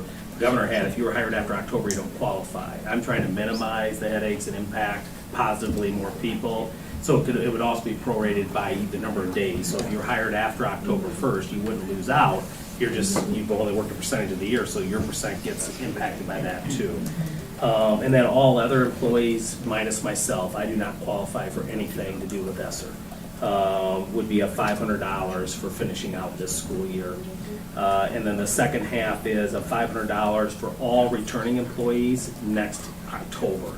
So everybody who worked for us this year, if they're back next year and working for us in October, we would do another $500, again, prorated based off of the percentage that they work. So everybody gets 1,000 except everybody sitting up here. Yeah, I doubled your guys's. 0 plus 0? I mean, I thought it was a high percentage, but it still ended up 0. That's what the law is. So, I think that's good for morale. I said it right from the very beginning. I didn't like the governor singling out certain groups to exclude other groups. I didn't think that was right, and I didn't think it was fair. And for us to be able to do that, I'm really proud that we were able to do that out of our ESSER money. So I make that motion to approve that. to approve the resolution as Yes, printed. right. Second. Okay, all in favor, say aye. Aye. All opposed, same sign. Motion passes. Well said. John, anybody else want to comment on this? It just so everyone understands what this really means for them. I'm sure the principals can explain. Yeah, we will. We'll get Yeah. out to them. But I know all of our staff is appreciative of the board. And our staff never took the stance as, oh, you don't appreciate us because you didn't do it right away or anything like that. But as we look at the settlements, we look at the cost of living adjustments, again, doing stuff like this, in a time when labor is short in everything that we do. Thank you for doing that. Appreciate it. We're glad to do it, we really are.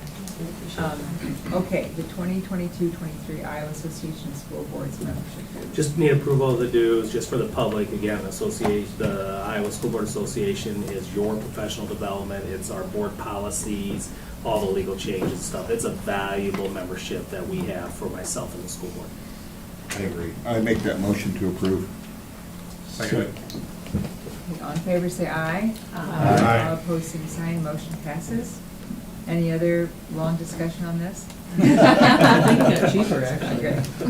Okay. They were more or less. Thanks. Let's move on to superintendent's report. Okay, I'll be quick since it's been late. Just legislative update, vouchers, it looks like there's a potential to still kill them in the House, but they're until they end their session, which hopefully soon, they're still available, but they are getting near the end. The pool decks today were being poured, so that meant all 3 pools have passed their static test. So here, the pools will be poured, the decking will be poured, they will start putting in the scaffolding to be able to do everything up, and then the tiling is starting in the locker rooms, and they'll move right to the longest part of that job, doing the tile. All the pools have to be tiled, all the deck have to be tiled. When's the glass coming? The glass, they're framing it up, so that should be in the next couple weeks. I did have that on there. Project manager. But yeah, it'll be getting closed in, so things are moving well within the Y. Audio enhancement, we did go to Marshtown and looked, a lot of huge benefits. The only thing I can really say, do we need a system like that? Absolutely, just especially at Allen Shepherd and the junior high for intercom, for the security and all that. The camera will always be the end user, meaning the teacher decides when that camera comes on, right? If they're having an emergency and they press that button, that camera's coming on for their benefit, because we can see what the emergency is and send the right personnel down. If they decide to share it with a student who's at home having cancer treatments, they make that decision. If they decide that as part of their coaching each other, peer coaching, they turn it on, they share it with each other. They want to share it with the principal for a reason to do it, then there's the room. But it's the end user that does it. The camera going in there is just an added benefit that Marshalltown had many examples. They had an issue, they couldn't find a long-term sub. They literally had to use the system for another teacher teaching the exact same subject to teach in this room and just have a supervisor in there because they had no certified teacher to do it. So there's some benefits to it. They just got it installed, so they've only been using it this semester. And so it's expensive, waiting to get the quotes in, but mic up, even in here, if we use mics, everybody in this room gets to hear the same level. We don't have to raise our voices or anything. Teacher doesn't realize how often they have to talk above somebody to get to the back of the room. You equalize that out. At ELL, I should have had, ELP, I should have had her say it.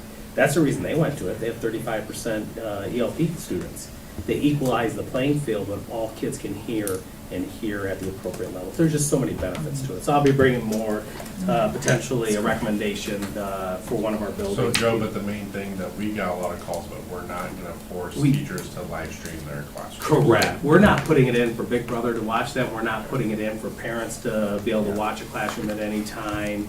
It's really there for safety. And then we already have teachers who film using just a small webcam.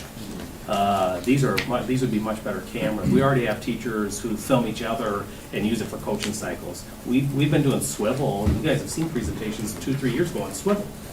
So it isn't like we don't have cameras in the classroom already. It's just that this system gives you the ability to outfit every classroom and has much abilities, but the end user's got to make that decision.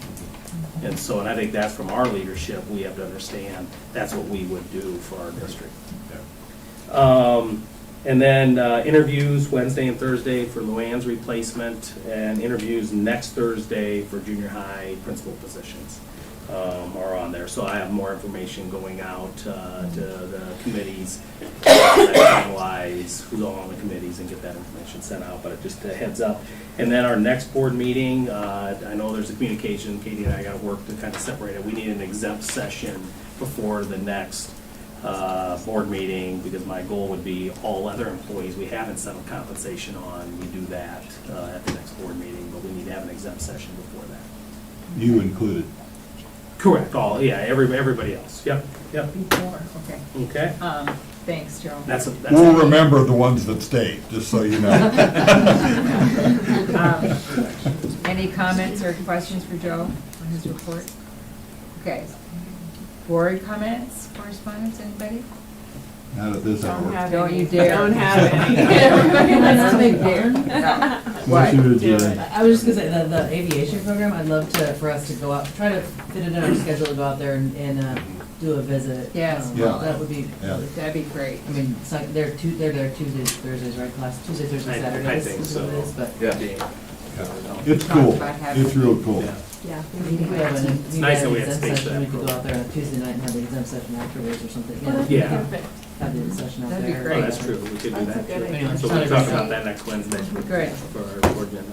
Anything else? Anyone? Okay. Makes motion to adjourn.